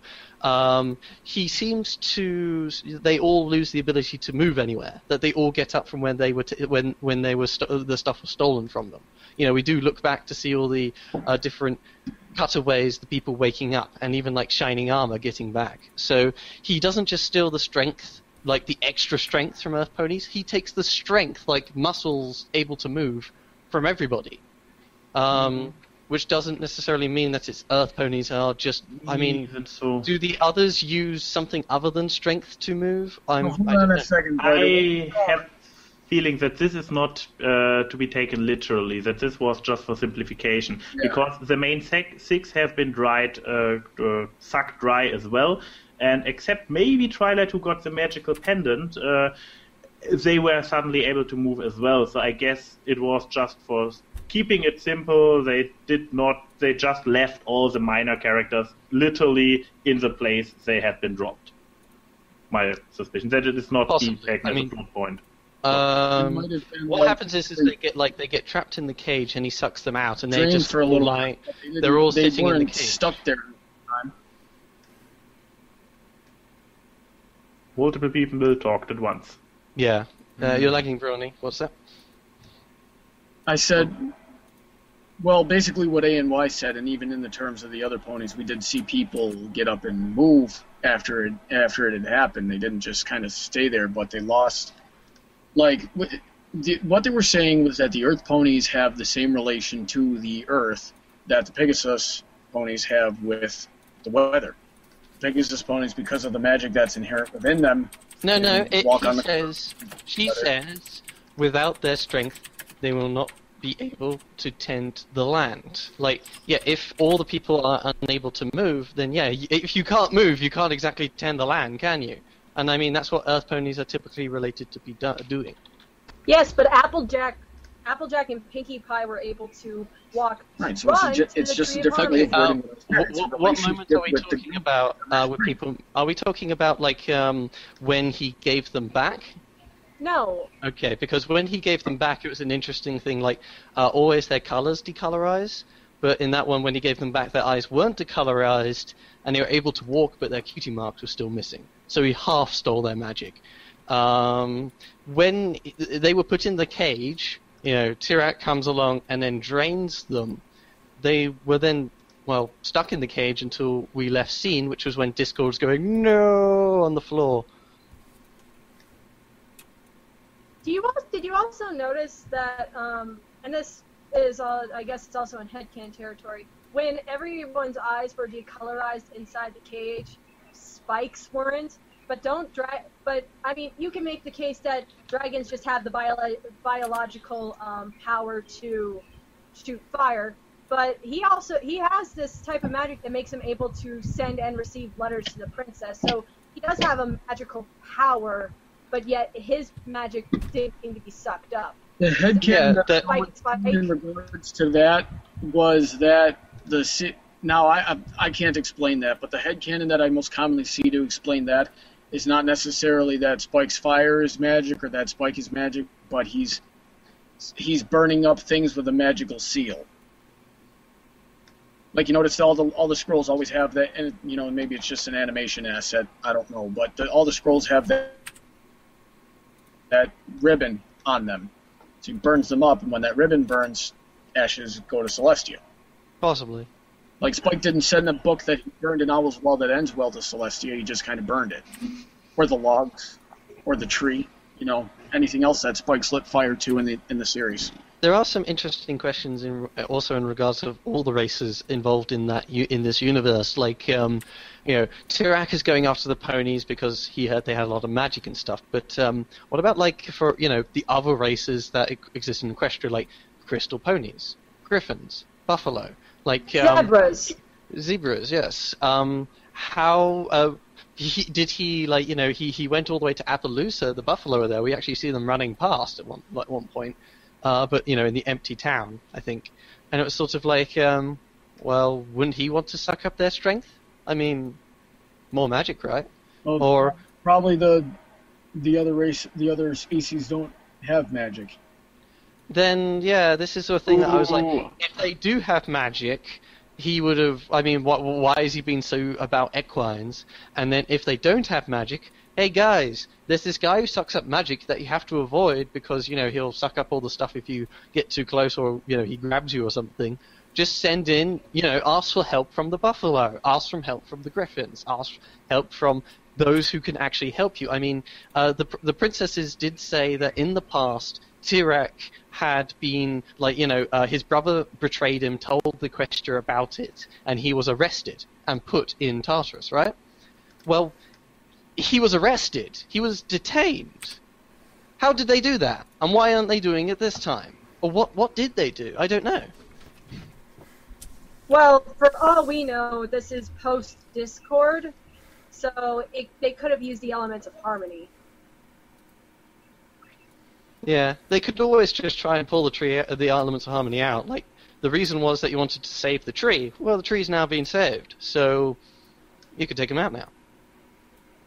Well, no, because the whole requires reason more elements than out was a problem was that the tree was dying, and without the tree dying, then the Everfree Forest without the tree to hold back the. And there he goes again. And he dies again. Whatever's going on to keep the land harmonious, the Everfree. So it's not alive. It just has its core. It's not. You can't just take them out and put them back. It's kind of like, okay, what am I going to compare this to? You cut out, dude. I said they needed to save it from save it, which was indeed from the seeds. Right. Now you get rid of the seeds, and now you don't need to save it. Well, they weren't the seeds though. They're the core of the tree. The core of the tree is the seeds. What? No, I think Buck is saying the core of the tree is magic. Like, just magic in self. Well, they haven't actually said that though. It's the Tree of Harmony, and it had its own magic that it was resisting the seeds for quite a while, and the fact was that it was slowly dying off. So now that the thing that is harming it is gone, it can recover, and now it doesn't need the elements to act as a battery pack. I don't think that's the case, because if it were, they would have brought it out. I don't know. The situation is that they haven't actually brought it up. Taking the elements out again. Like, this is the thing though, that they haven't brought it up. They just they put it in and went, all right, well, I guess we've solved the problem now, and then they walk off. Like, they don't actually think about getting the elements back. Rarity in this episode says, well, it's a shame we had to save the tree, but. She never even. None of them have ever had it in their minds about trying to get the elements back. They've only just disappointed because they used the elements. Didn't they end up getting the elements back anyway? No, the elements just lit up and they sort of connected with the box. They didn't get them. They sprouted another tree. They sprouted the box, and that. Yeah. They don't have physical manifestation that the element gems were, but they have the power that is equal, if not more powerful, than the gems themselves. Yeah. The only thing was I was saying that, it is interesting when you have pieces of fiction where the characters do think the logical questions, and part of that is answering questions like, they have the box and the tree and access to it, and they've had this whole season where they haven't really actually shown us them exploring it. We've seen a diagram in the background of the box, which seemed to show that they were kind of examining it, but in the end of the day, what happened was Twilight kind of said, "Oh, damn, I got to try and think of something. I'll just go to the library and try and read up on this thing," rather than, I'll continue my research. And that was kind of why they had to contrive the plot point with Discord bookmarking everything.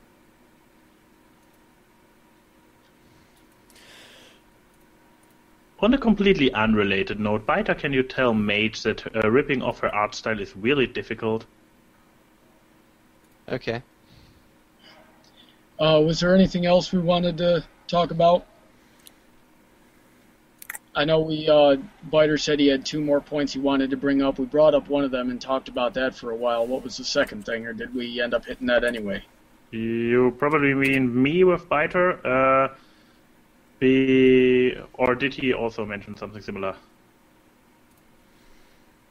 Okay. Because my second point was also the treehouse, so I'm pretty much served. All right. So, any other points you want to bring up, or I mean, again, this episode has similar pacing issues as Princess Twilight Sparkle, i.e., nothing really necessarily that much happens in the first 20 minutes. Like, at least it's not as bad as Princess Twilight Sparkle, where it's like, hey, we're in Canterlot, and then it spends the whole 20 minutes eventually getting, Twilight back there, and then suddenly the potion appears, and that's the end of the first 20. This one, the first 20 is, it ends at what point it's, I think, we have to give you the magic, isn't it? So it's basically only in the first 20 minutes, all it does is really sort of establish Tirac and have them go, hey, Discord, do it, and then Discord betrays them, and that's as far as it really goes.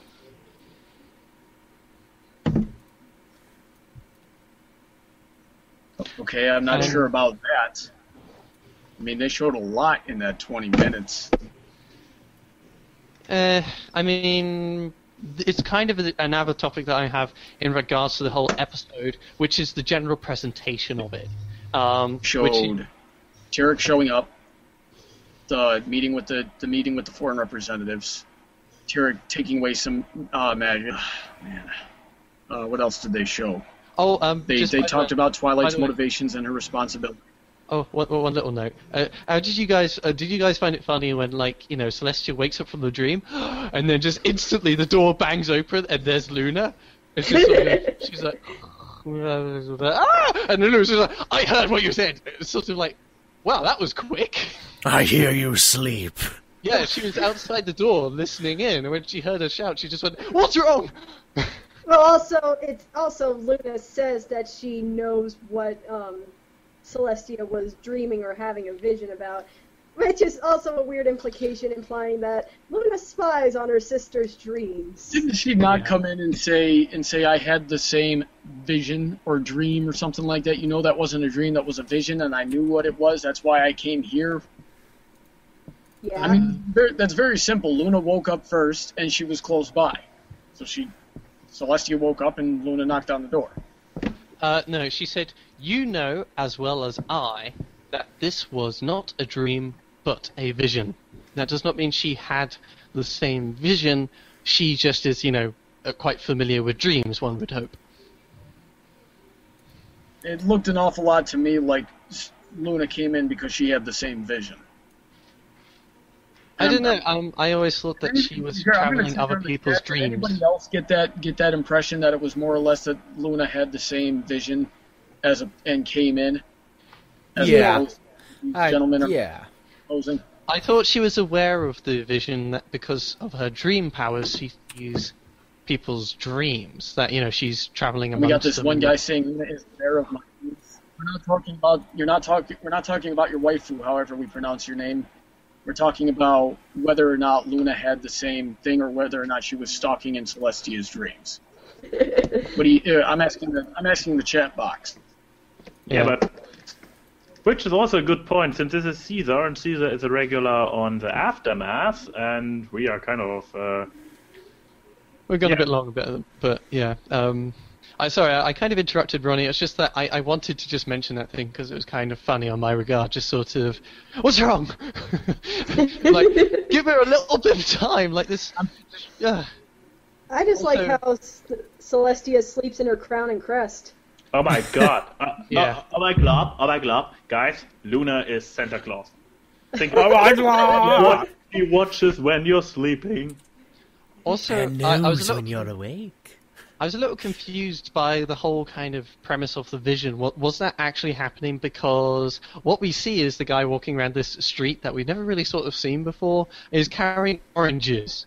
Why is he carrying oranges at this time of night? And not only that, Especially, he has an apple cutie mark. No, he has three. He has also- 3 emeralds as a cutie mark. it's So it must emeralds. be really good at Minecraft or just trades with a lot of talent people. It was emeralds, and also the street has lots of like vendor carts with fresh apples in baskets in them on top of them. Like, who leaves their vendor cart out in the middle of this alleyway? I don't know, And but to me, who it just gives me a leaves it with vibe all of your Magic products? Duel. There's a line of nitpicking, and we've clearly crossed it like a long time ago. Are we just going to keep going and see what happens, or are we going to put the brakes on at any point in time here? Well, I thought Let's go out to the I- wild I'm looking at the together. small details, Brawny. And part of those details was like, what does this vision mean? Is it something that's going to happen or has happened? What does And- it mean? Yeah. My personal guess is Byter is just having fun at this point.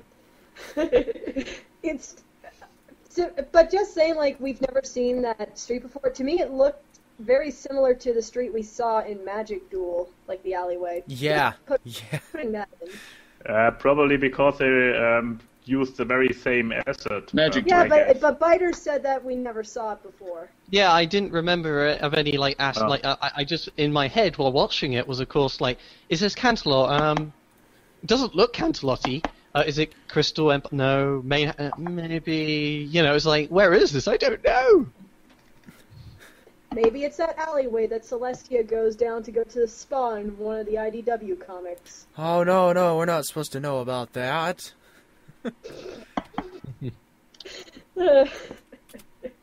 Oh. What's Yeah. next?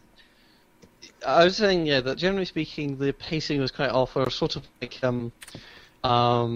it's sort of again the lack of agency, or sort of my difficulty with what direction this story is taking, and like in terms of who's the hero, who am I supposed to relate with, what's the tone of the overall story. That most of the characters don't actually necessarily do that much in the first 20 minutes. I mean, Discord is the one who obviously stands out throughout this two-parter, but the rest. Not so I'm much. just there. Why do you need that? no. Have we not had reasons of establishing exactly that type of thing in the first place? Sorry, you broke up at the beginning. What? I said, why do we need to know everything that you just said as far as like who we know the villains are and who the protagonists are and things like that? We've had 4 seasons establishing these characters. I'm not saying establishing the characters. I'm saying what's the story structure? How is this supposed to engage the audience? Like, what's it going for? You know, if the thing with having a consistent tone is, you know, you want to sort of set it out as like, you know, like if you're doing a comedy at the beginning, you want a very, you know, light, jovial kind of here's the lads kind of thing. If you're going for, you know, an action story, you need to set up the premise and then, you know, get down to characters doing stuff. It's I a mean- variety. It's a variety. It's different things happening throughout the course of the story. I Yeah. know things happen.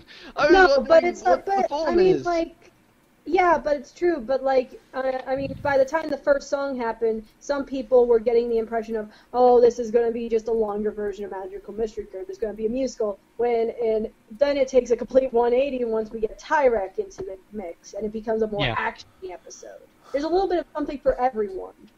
I don't know about that. Like, it's inconsistent that you first establish a kind of, hey, look, it's Twilight is having personal problems kind of episode, right? Or at least the first thing is personal problems. That it sets the tone that, hey, we're going to discuss this character's feelings, or at least this character's feelings should be important to you.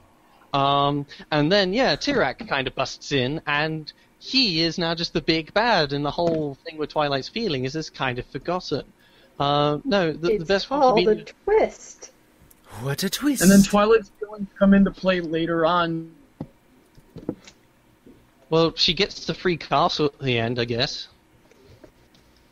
Which is more, to me, it seems more like... Different section. I've explained this earlier today. Or a court. They come on later about how the event... It's not about the overall tone for the whole episode. The whole episode, especially a two-parter, does not need to have the same tone and emotion through the whole thing. That would get really, really boring.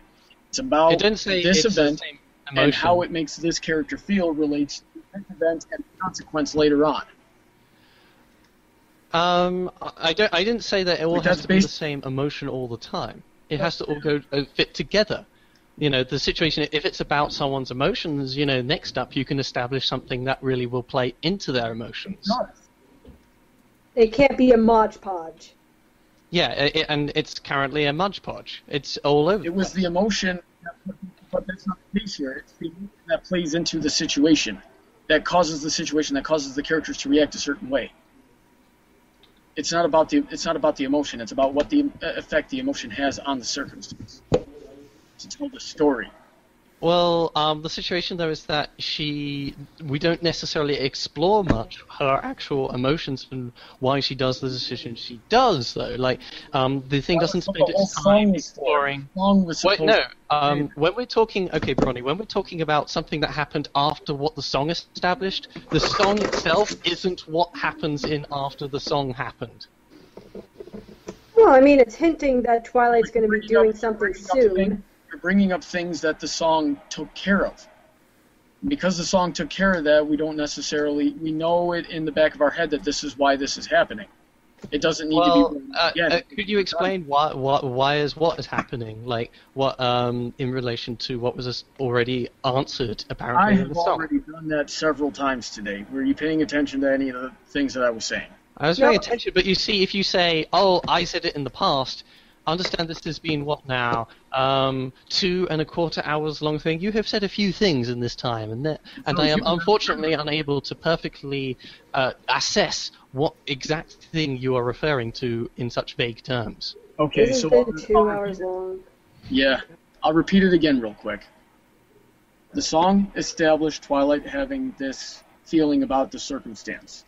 Later on, when the responsibility and the time for action came, Twilight used her emotion from the song and what she established then to make the decision of what she was going to do next.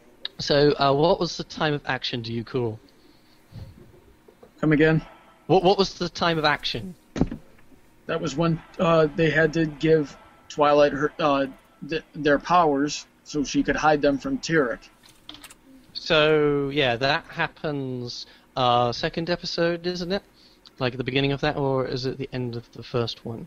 So, you know, the song happens, that's about, at the end of that, it's 4 minutes in. And then all the rest, it doesn't really do anything with that. And then only, you know, or was it 22 minutes later? In the ending of the first part of the first part, there was stuff that happened in between that came into play later on in the second one. In the second part. Still, in regards to the song, what it played into, according to your arguments, came into place at least like 16 minutes later. Right, and I agree with you there. But what you're missing is that in that 16 minutes, other things that were equally as important to the plot later on in the second part happened as well. That's what you're missing. Well, all I'm currently talking about is just, okay, this thing first happened, how does it play into what happened later? And I'm keeping my scope focused for the time being because we don't want to just sort of spread ourselves out and lose sight of each of the different bits as they go through the story. I am not automatically not knowledgeable on what else happened just because I am just asking the question of, hey, this one bit, when does it play into something later? I'm sorry, Brawny, I can't account for the entire episode all at once. I am sorry, my abilities do not meet your ridiculous demands. Okay, well that's... Cyborg, you're supposed to. It's really not... I can tell you this, Byter. It's really not that difficult. It's something that if you practice, you can figure out how to do. I don't know. With my extensive practice, I generally find that splurging yourself out does not help making a cohesive or strong that's the topic. argument. I could tell you how to do that, but that's a topic for another day, and we'd have Yeah, to take that on. except you'll tell me outside. that via an anecdote, so I'm going to toss that out the window, aren't you? Oh, well, you guys just make out already. Oh, it means I would actually give you some pointers on how to take. I mean, the difficulty also with your spreading out thing is that you keep just saying The whole and the segment simultaneously. It's actually an important analytical skill. I think one problem with And I'm saying what I'm saying right now, Byter, is that I'll do it, but not right now. I think one problem with your splurging We'll out thing handle is it you just give a vague you give a vague summation of everything and then just say I've referred to it back earlier. It's oversimplification. Though, yeah. On my point, though, yeah, aspects that are played into don't really play very efficiently later on, and it's trying to juggle 5 balls at once, which is scatterbrain. The thing, at least, which was cool with, like, Return of Harmony was, there is the parallel between Harmony and Discord, and that theme runs throughout the majority of the events taking place in those episodes. This episode does not necessarily have that same kind of theme, feeling, or big cohesive backbone on which everything is based. Well, I don't know what to say to that. That's just you. I had no problem making all of those connections while I was watching the episode. Well, you may feel that it was consistent, but that doesn't mean necessarily that you felt that it had a backbone. I'm saying that because it was consistent is what the backbone is. The backstory, the season leading up to this, and even a lot of the previous continuity to the other seasons leading up to this, is what brings that continuity together and makes it a strong story.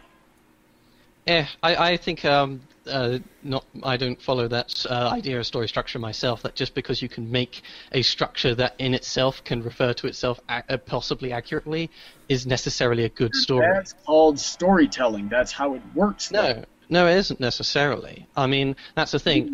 You aren't just... I mean... That's how every single good story is told. That's you claim that, but that is only your personal belief. That is not my personal belief. That's education speaking, all right? I've studied this extensively. And your education... Talking about when it comes to story structure, Byter.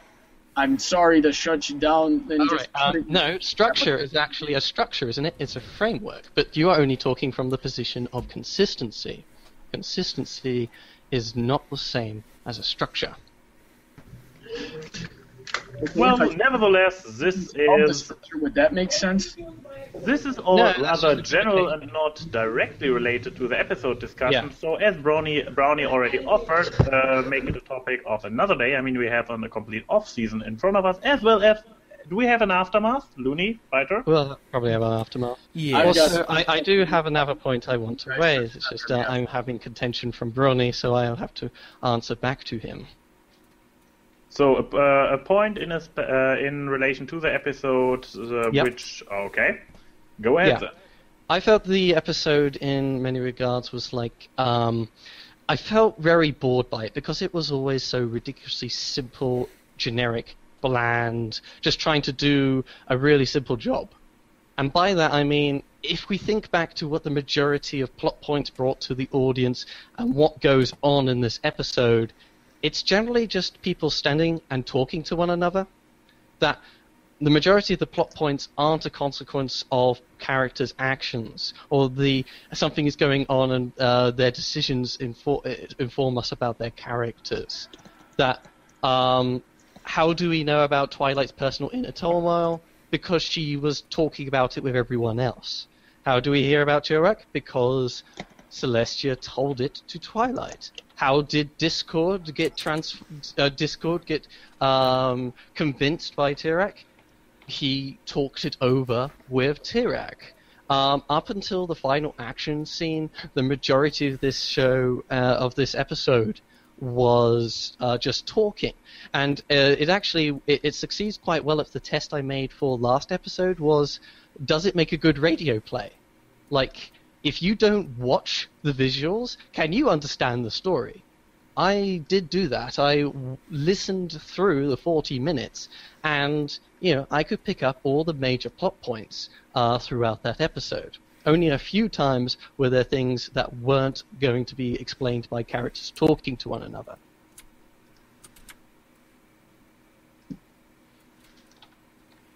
Anyone have any thoughts on that?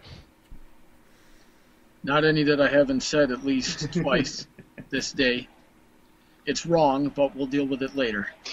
I mean, it's kind of, it's kind of dickish, isn't it? I have my position, so therefore any argument someone brings up is automatically wrong. Why don't you consider how I propose it and take it on its own merits? Anyway, ANY.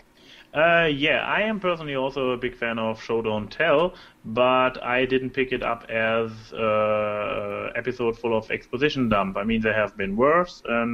It's not necessarily like... I do think it is quite a lot of exposition dump. Like, how do we know what decisions people make and why? Because the princesses, said so. Whilst they aren't necessarily just saying, "So, what's been going on today?" "Oh, well, I first did this and that and this." It's still, everything is conveyed via language, via people talking to one another. And I felt, in a way, that this episode was very kind of boring to me because there wasn't really much life to it. It's not as bad as the Star Wars prequels. I had a very strong feeling with that in this episode. That the Star Wars prequels, they have very flashy action, big giant battles with robots and CG, and the rest of it was often, people in the green screen doing shot, reverse shot, just talking to one another.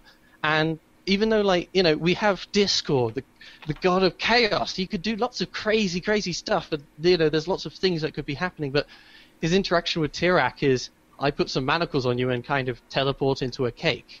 It's like, is that it? Is that all you got? I mean, he's doing kind of slightly goofy things, but there's not really any life to it. It's just blah, blah, blah, blah, blah. Blah, blah, blah, blah. Blah, blah, blah, blah, blah, blah, blah. Alrighty then. And it was what I was describing earlier about what do the characters actually do. What do the princesses do? They were at the Crystal Empire. They then just run off to Canterlot for some reason. They send Discord off, receive news that it doesn't work, just give all the magic to Twilight, and then just sit in the throne room for until Tirak shows up. They didn't even bother, painting up the Twilight thing. They're just like, we'll just wait for him, I guess. I mean, we're trying to get some more time, trying to retreat, move our assets. We could at least, run away, get Tirak to follow us, waste more time, give Twilight and us more time to actually form a resistance. But no, they're just like, we'll just sit here. Why not? We've done our talking. We can't run. That wouldn't involve talking. Oh, but it was a very comfy-looking throne room, so I can kind of relate to them. Yeah. And I mean, what did the main five do? They were with Twilight at the Canterlot, at the Crystal Empire. They went all back to Ponyville, went to the castle. Twilight had to run off for the thing, and they just stood around in Ponyville until they were captured. Or what did they do in the intervening time and all the rest of it? They just talked. Just... "Oh, Twilight, why do you look upset?" "Well, I have this problem I wish to tell you about." "Hey, Twilight, we should. I want to go to." Twilight says, "I want to go to the library. Can we come with?" "Okay." I have the feeling you underestimate the quality of a good talk. It doesn't necessarily make it bad. It's just simple. Like a lot of times, also in regards to what characters do and why, it's just told to us, and we don't necessarily have. I found the more I often tried to think about the decisions, it didn't always make that much sense. And why? It's just, why did the princess do this choice? Because they said so. I can only talk for myself. Good but Lord, never mind. We'll deal with it later. Yeah, I can only talk for myself, but I detect, at least on my end, a certain level of exhaustion. So I guess for those among us who are not exhausted yet, and especially the people out there in the chat who are still full of energy and stuff, how about we wrap things up here, move to the aftermath, and whoever got energy to a lively discussion left is very welcome. I've got things I've got to attend to, gentlemen. It was a pleasure being on, and Keyframe as well. It was nice to meet you. It's nice to meet you too, Brawny Buck. I have to go do Mother's Day things, so Yeah, I guess my final opinions is that this episode was great. Of course, there will be flaws, but, no episode is without flaws. Great episode, great visuals. What do you mean by great? That is not the point right now. Yeah! Look, I'm trying to get out of here, man! Don't pull me back in with your sideboard. You haven't ever really qualified that, have you? It has not been clarified. Error. Look, if you want to know my full opinion and everything, just wait for my review to come out. That's a fair statement. Everybody subscribe to what something YouTube/something. Whatever. Yeah. Why the heck not? Let's do it. Yeah. Subscribe to Keyframe, not to this brown dude, this guy with the turtle, this guy wearing a vest, or this very pessimistic British guy. Just subscribe to the pretty little girl over here. Yeah, just thrust through the heavens with your spirit, for God's sake.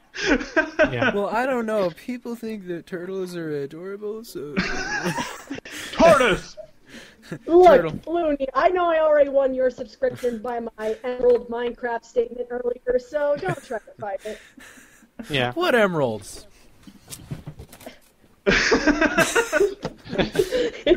Oh, well. Yeah. My final thoughts on the episode was that it is at least not as bad as the Crystal Empire. That I felt that Megan, between Cantaloupe winning and Crystal Empire, dropped a lot of balls. That it was goofy, it with the toad didn't really make much sense, and the story was always instant problem brought up, instantly resolved. This story does at least, though, have a bit more going with it in terms of long rolling action and story with a one character arc that actually freaking made sense. However, the main arc with Twilight is an absolute mess. The Discord arc is just him being a very basic kind of cardboard cutout to have the emotions go within, and the whole thing very much reminds me of the Star Wars prequels in regards of it just being people standing around a lot and frickin' talking. And it has a lot of very splashy stuff with the power ponies and the big fight at the end, a big giant scale. And I only have sort of a question, which is sort of, where do they go when after this guy has just sort of threatened the world and talking all the magic? Like, are they going to try and top that? Like, I thought this was a show about friendship, about all the individual little people below it. And instead, the only important people are the princesses and the two magical beasts. Just big, huge, powerful, magical guys flinging their magic around in wiggly wobbly wobs and otherwise just talking about it. And, yeah, it's a meh episode because I don't give a damn. It's just talking about big, wiggly wobbly magiciness. This is not what the show is being based on for the majority of its length. Well, final verdict on my end. I was very satisfied with the season's finale. It did a decent job of wrapping things up with the whole key arc. Not perfect, but yeah, did a decent job. It was very entertaining to watch, and besides a few nitpicks and head scratchers, yeah, I had a really good time, so I enjoyed it. I felt it was as tight as it could possibly be. Hit everything that it needed to do. It was a great culmination of season 4 altogether with everything that they had been. I felt that,